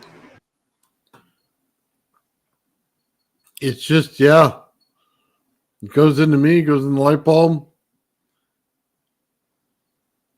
Anyway, it's just completely different energy. Like it. You saw the hot voltage, you never put your hand near that. There's no chance. So that cold voltage, it doesn't matter. So anyway. like Ben was saying, it's such a better alternative for like when you need energy around water and stuff like that, like a pool. When you that would be, you know, such a safer way to light up, you know, things that have water in them. Yeah. Yeah. Well, yeah, it's pretty cool, man. The total experience. Gerald put his hand in the water last time, so I had to one up him and put my hand in the water this time, but turn up the voltage. So it showed the same exact effect, though. Yeah, that's really that's insane. That's absolutely insane. You guys are both nuts, but you know, in a good way. Like the mad scientists over here. Yeah, well, part of it is, man, you have to test it, and I'd rather myself test it than somebody else. So That's true, you know. And I say the same thing about the coil here, you know, like I'd rather me test it knowing what I'm doing with it than somebody who doesn't, you know. yeah, I'm lucky Very that good work. there's Very cool. no other grounds. I could put another ground on it if you want. It wouldn't matter. The ground pulls the energy through it. So if you connect the ground to the other end of that light, it's just going to make it stronger. And it's going to pull the energy right through it.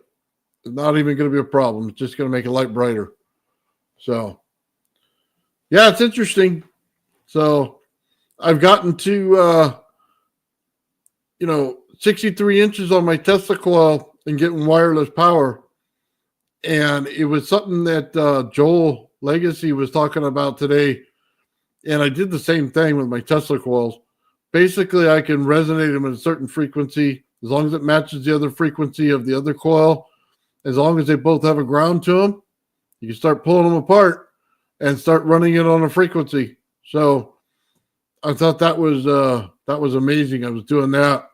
So now I just got to put it at a bigger distance. 63 inches on 13 volts of power is a huge number to pull because you're only getting 3 feet of power out of a regular Tesla coil on hot energy. So how's it getting to the other one?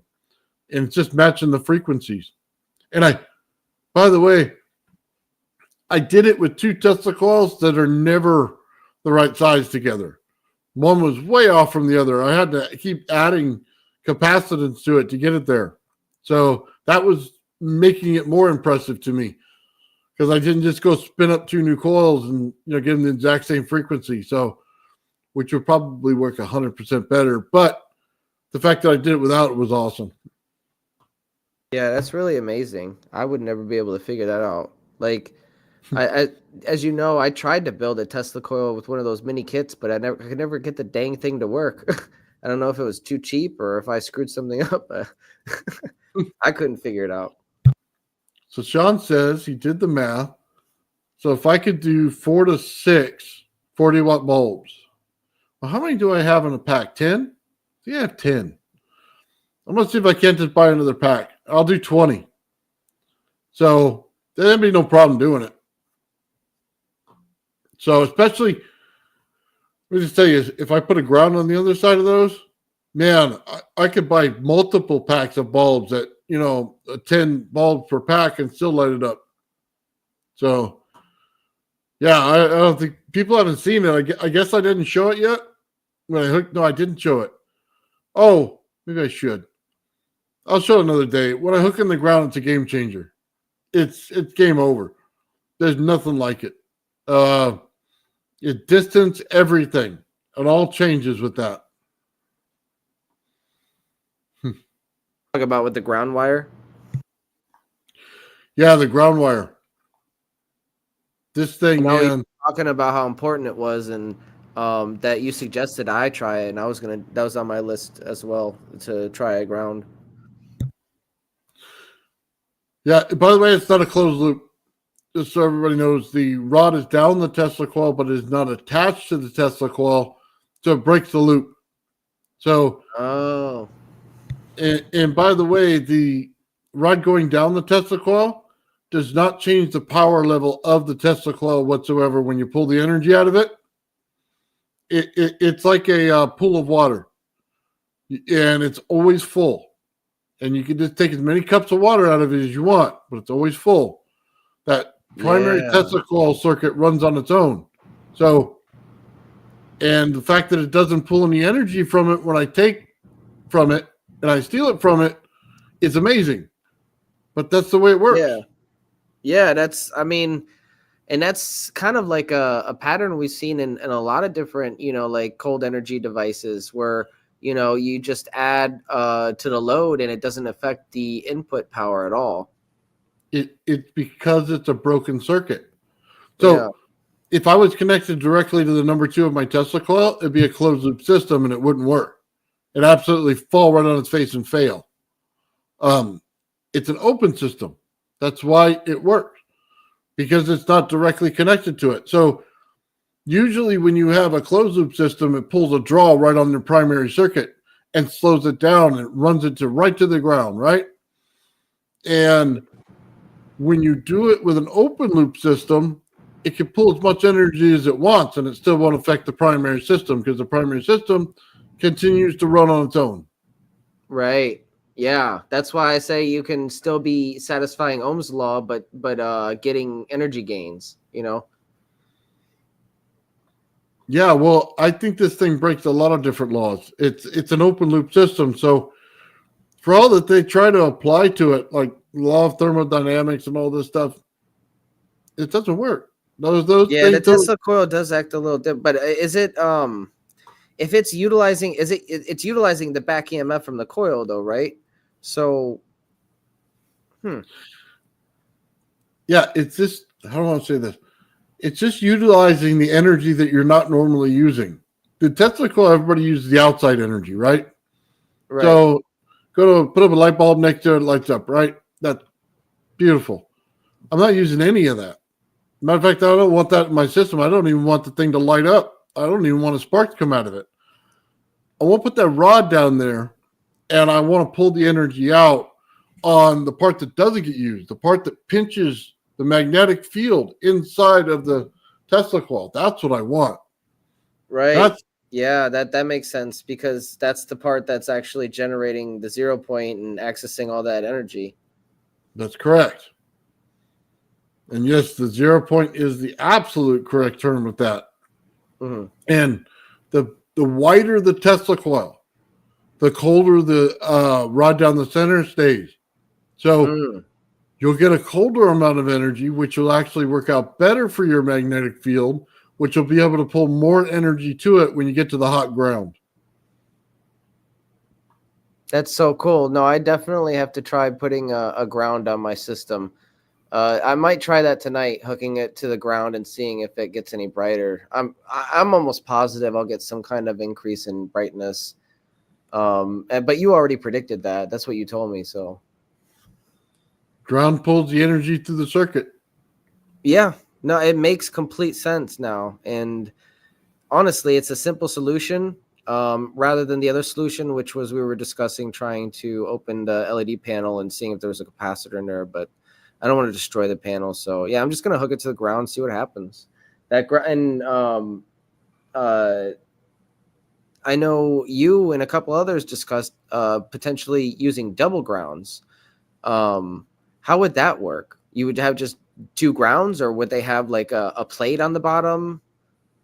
Your primary system where your energy comes out of is grounded. That's one. Okay.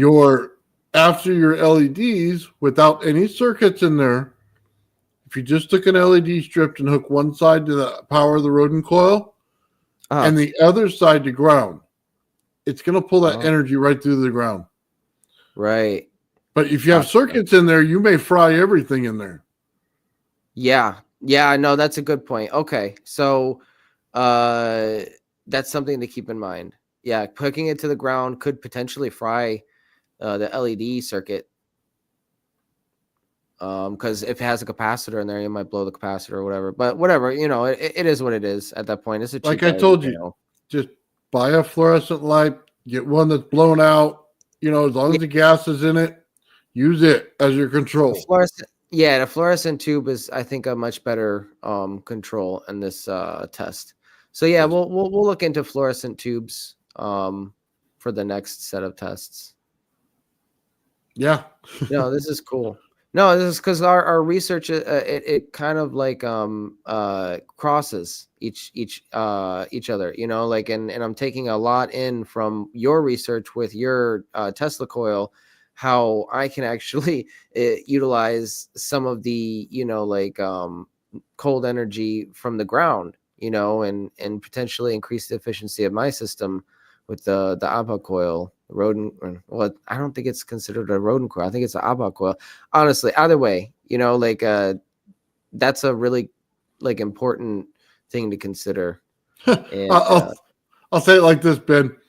If you don't know anything about coils, it's a rodent coil. If you know something about rodent coils, it's an AHA coil. Yeah. That's a good way of putting it. Okay. So if you either way, yeah, because it's one of those things where like so many people just call it a rodent coil. Like myself, I thought it was a rodent coil. So calling it an ABBA coil, I don't know. It might confuse people at this point. I don't know. So it's a conundrum for me. I don't know. What the correct term is. I think it's ABBA coil, but either way, it's irrelevant at this point. We'll just call it Mark 1 coil.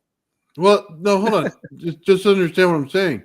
When you say AHA coil to somebody who doesn't know anything about it, they're going to go to look that up and they're going to find 1 or 2 examples and say that looks just like a rodent coil. So the next 100 comments, that's no, that's a rodent coil. That's absolutely true. Absolutely true. All I'm saying is, to everybody out there, it's a specific type of rodent coil or rodent coil, however the heck you want to say it. Yeah, it's all in the same family, so just get over it.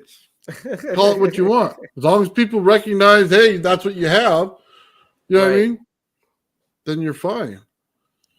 But yeah, no, I think that's gonna work out pretty well.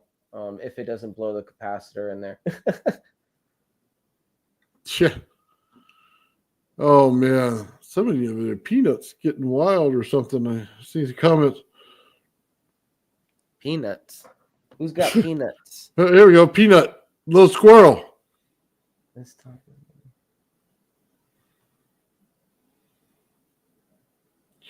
Victor Schauberger design.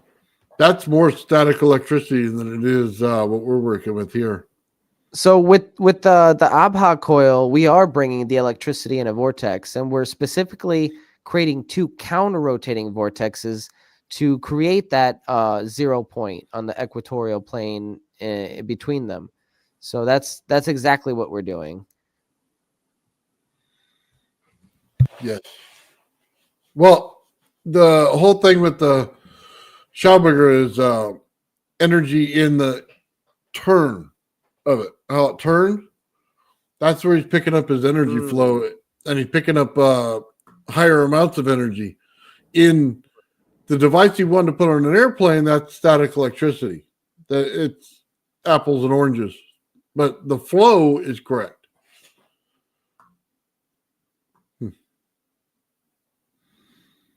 Let's see. Maybe I missed a conversation here. Feel free to tell me to zap it. Wow. There you go, Sean. I don't know what that's about.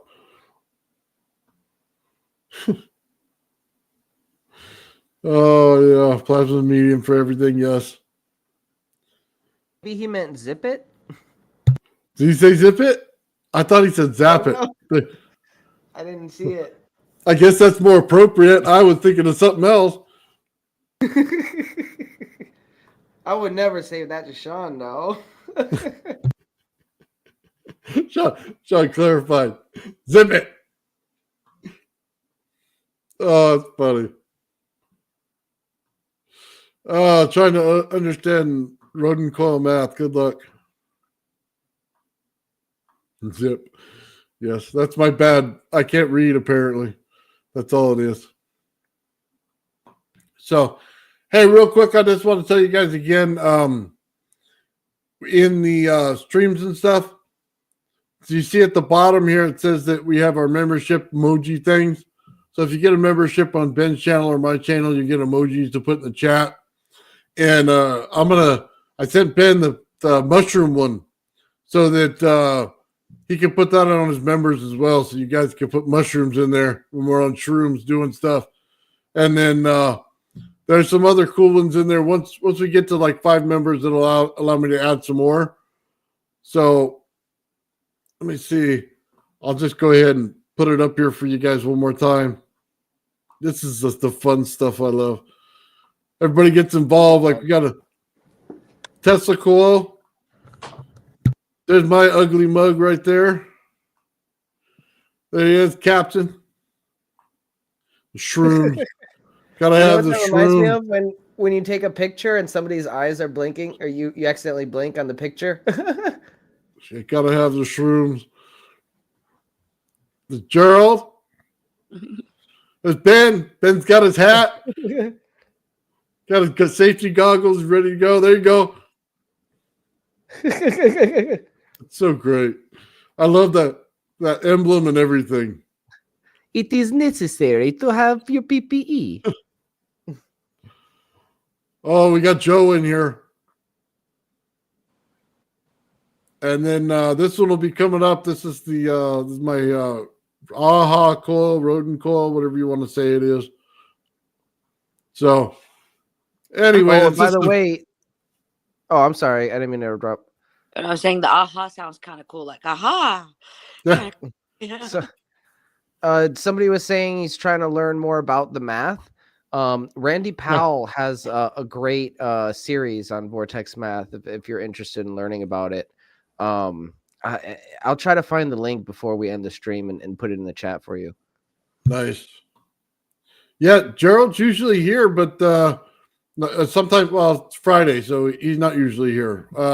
He's usually Monday, Wednesday. He'll pop in on Saturday. Sometimes he pops in here, but not usually. So, but it'd be cool, though, for him to start popping in. Oh, let's see. Yeah, I don't know if I could put that in there. Okay. Anyway, yeah, just some fun for everybody in the chat. I'm trying to come up with one that says holes on it, and that way everybody can put it in there. It's always the common joke that goes around the whole chat. What's the playlist for you? You got a playlist? That's just the Randy Powell going over the 16 parts of Vortex Math. It goes from the intro all the way to the advanced Vortex Math. I haven't even watched all of it. It's a lot. Yeah, see? Everybody. Everybody's ready to get their holes. Anytime, man, we come near that subject, they just boom right on it. That's so funny. Oh, Nathan's what?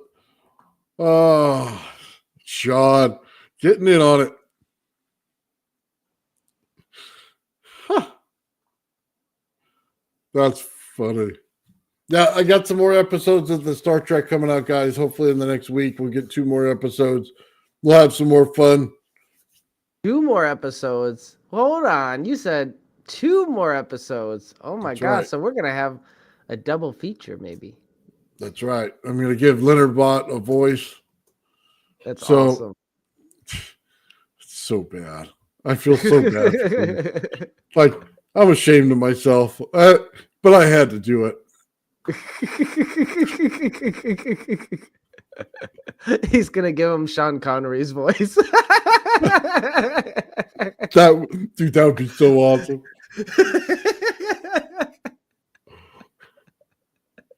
Wow. Oh man. That's so awesome. All right, so we got a few minutes. You guys just want to check one out? All right. Oh yeah. We did enough learning. All right. Let's just which one's your favorite, Ben? Which one do you want to see? The original with Mike? Or do you want to see Gerald and his deflector dishes? Oh my God. You dealer's choice. I'll let you pick. I don't.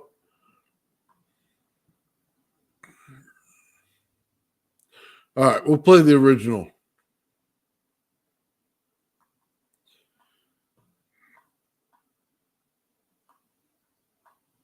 This is episode 1. Like, this is the captain speaking. Have you and Ben been able to fix the transporter yet? That's what I'm saying. I can explain to you very simply how to verify if that ground, the third prong at the bottom, the circle hole. I think it's 3 prongs, right? 3 holes. You're in Canada? I don't know. No. It's 3 holes. Yeah. It should be. So you have the ground. The third hole is the ground. So you could test that ground by. You have the 2 other holes. Are they the same size or is one bigger? I'm sorry. Say that again. You have 3 holes. One is ground at the bottom, and the 2 that are at the top are the power. Are they the 2 holes? Are they the same size, or is one bigger?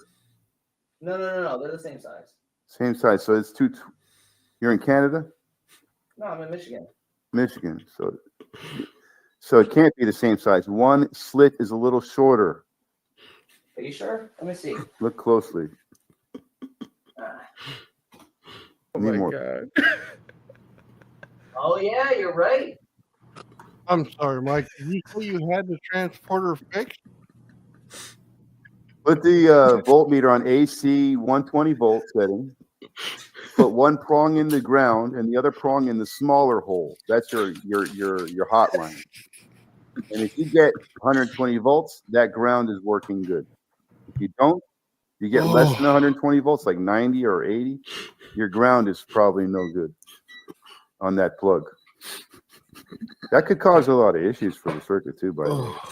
Well, the problem is this only goes up to 10 amps and then it blows. No, you don't need amps. You just need 120 volts is what it should read. Okay. As long as it doesn't blow my fuse. Put it on volts, not amps, volts. 120 AC volts.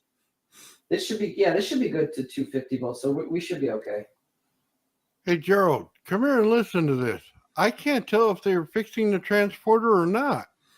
Right. So now put one prong in the ground, the other prong in the smaller hole, not the bigger one. The smaller. Does it matter which one is which?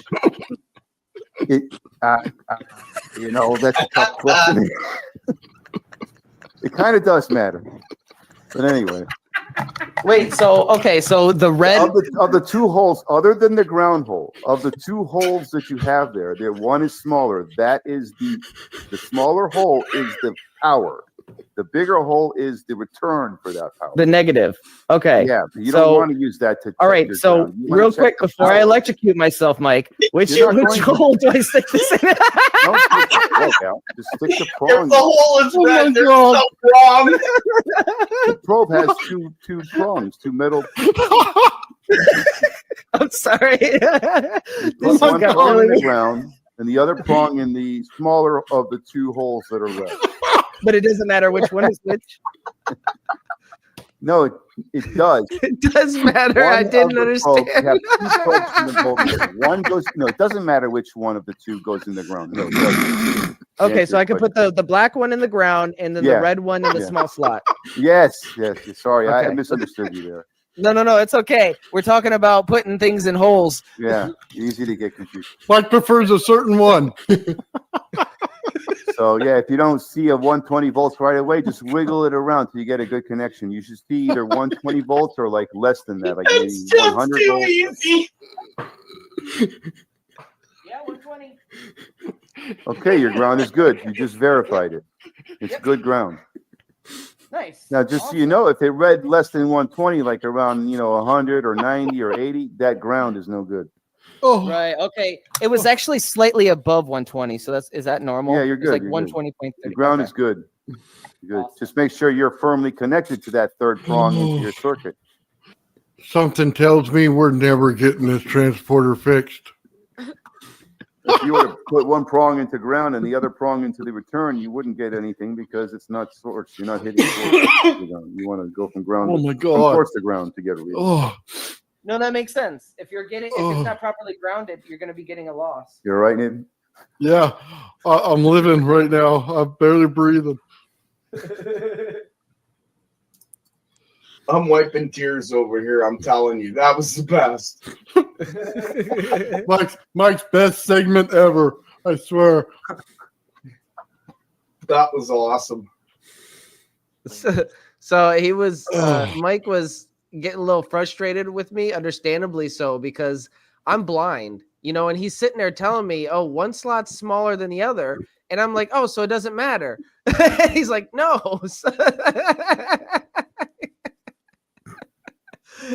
And it wasn't until later, like I went back and I looked at it because I'm blind. So I couldn't see that one of them was actually smaller than the other one. Wow. he was honestly just giving you directions on which one was on how to test it. But it was the basic, yeah. And I was struggling. No, it's funny. That was funny because you didn't see it in the video, but in the live stream, I'm bent over. And you see like the back of my lab coat all bent over, trying to look. Oh my God. Ben's on all fours looking down at the wall circuit. Why Mike is instructing him on the holes. Oh, it was the best. It was funny. Oh my God. That's still funny, man. I don't care how many times I see it. It's still funny. That's a classic. Yeah. Mike is right. They call it a socket. He's right. She goes like Oh, Ben's buns. Assume the position.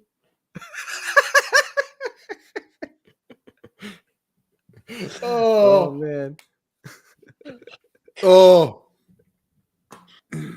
Yeah.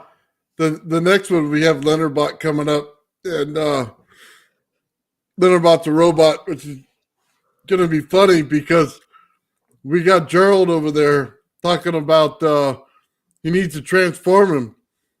And we got him with a straight face saying it with he's going to blow out the bigger hole. That was going to be just amazing. So Leonard Bot may be going through some changes. That's awesome. No, because I've been meaning to put out more videos with Leonard Bot, and I haven't had time. So it's awesome to see Leonard Bot back on the team. I love it. It's so cool. Like you said, you could watch that like I don't know how many times, and every time it's funnier than the first time. It is, isn't it? Oh God! One of my favorite things. He kept asking if you're in Canada. Like, you in Canada? I love that part. Oh man! All right, guys, it's been an awesome night. It's already at 2 hours. So, anything else going on, guys? Not a whole lot. I had something. Other than the Lightning Thief and the Green Machine, not a lot on my end. Okay, give me just a second. I'm pulling something up. If I could find it here.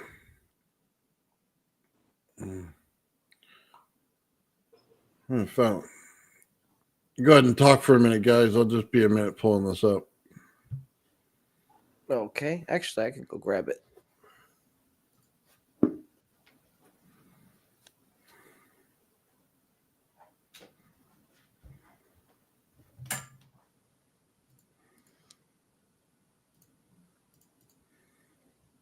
So this is the Green Machine.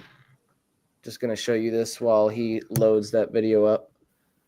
This is going to be the pulse circuit. It's an all-in-one circuit. We're going to probably have this at a later date than Lightning Thief, but it's pretty cool. It's working.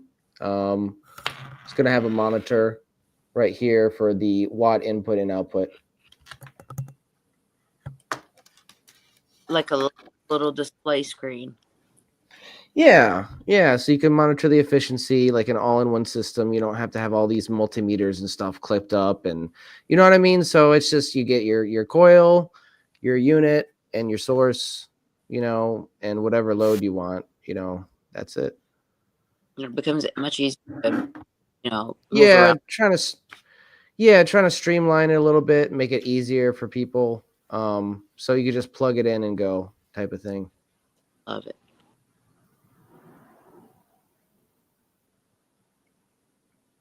Sorry, guys. It's hard to find this thing. I buried it in a folder. I'll just pull it again. Ben, I see you have your hat on. Is it cold up there? Yeah, it's getting cold. Walter officially started hibernating. We haven't seen him in about a week, so he's the ground. He's the groundhog that lives underneath my patio, my back patio. So he's my neighbor. Nice. He comes over to borrow nuts all the time. He does. He'll scratch at my window, and I'll give him some nuts. And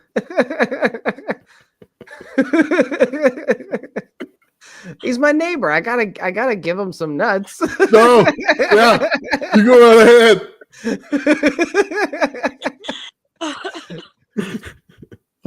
Oh, it's definitely going in there. The squirrels try to get some nuts out of me too, but they're not always as successful. You're already loading your nuts to somebody else. Hey, you should see these squirrels, man. They're parkouring all day, so they're buff as hell. Like they're like huge.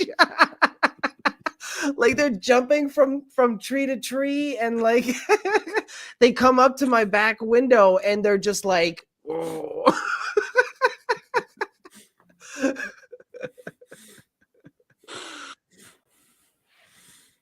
Oh man. Oh, okay. Can I have some nuts? Oh, you found it. Nice. Yeah. I was gonna let you go on.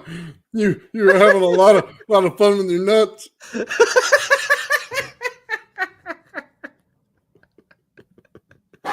Oh man. Oh, we're gonna. I can't even say it with a straight face now. Joe and I are gonna talk tomorrow about crystals and stuff like that. We're gonna talk about activating them. We're also gonna talk about the effect people usually get with them. Why they buy them and things like that, and kind of how it all works together. And it may just be a bigger plan overall, something passed down through our ancestors that we should really pay attention to these things. So be kind of a whole thing around it. Joe's doing some research and I'm doing some right now, and kind of the crystalline structure and why Tesla found it was important, and what he actually found is really kind of where I want to go with it. Joe's going to cover most of the spiritual aspect of it. So I think it's going to be a pretty awesome show tomorrow. Joe's back, by the way, after 2 weeks of being out moving. So it's going to be an awesome show tomorrow. I'm excited. I definitely will try to make it to that one. What time is that at again? It's 10 o'clock California, so probably 4 hours later for you to 12. Gotcha. Oh, no, sorry. I can't add. 10, 3. 11, 12. Yeah. Yeah. I wanted to show you something. Talking about crystals. I made this a while back. Oh, that's nice. Oh, Yeah. hold on. There we go. Go ahead. All right. This is the silica beads right here. This is gold wire, like gold wire. And there's 2 sets of them, one on the bottom, one on here. And this is a crystal. I feel like it changes it gives good energy. I don't know how to test it to know but I mean, I think it works. If it's something like for tomorrow, like what you guys are talking about, I'm going to watch the show, but I think crystals are really, really cool. So yeah, this is my little Right invention. on. Yeah. Yeah, I like it. It's pretty. Yeah, there you go. But I think the silica beads are what kind of activates that, field somehow. Yeah. And that's what's in the base, you said? The silica beads?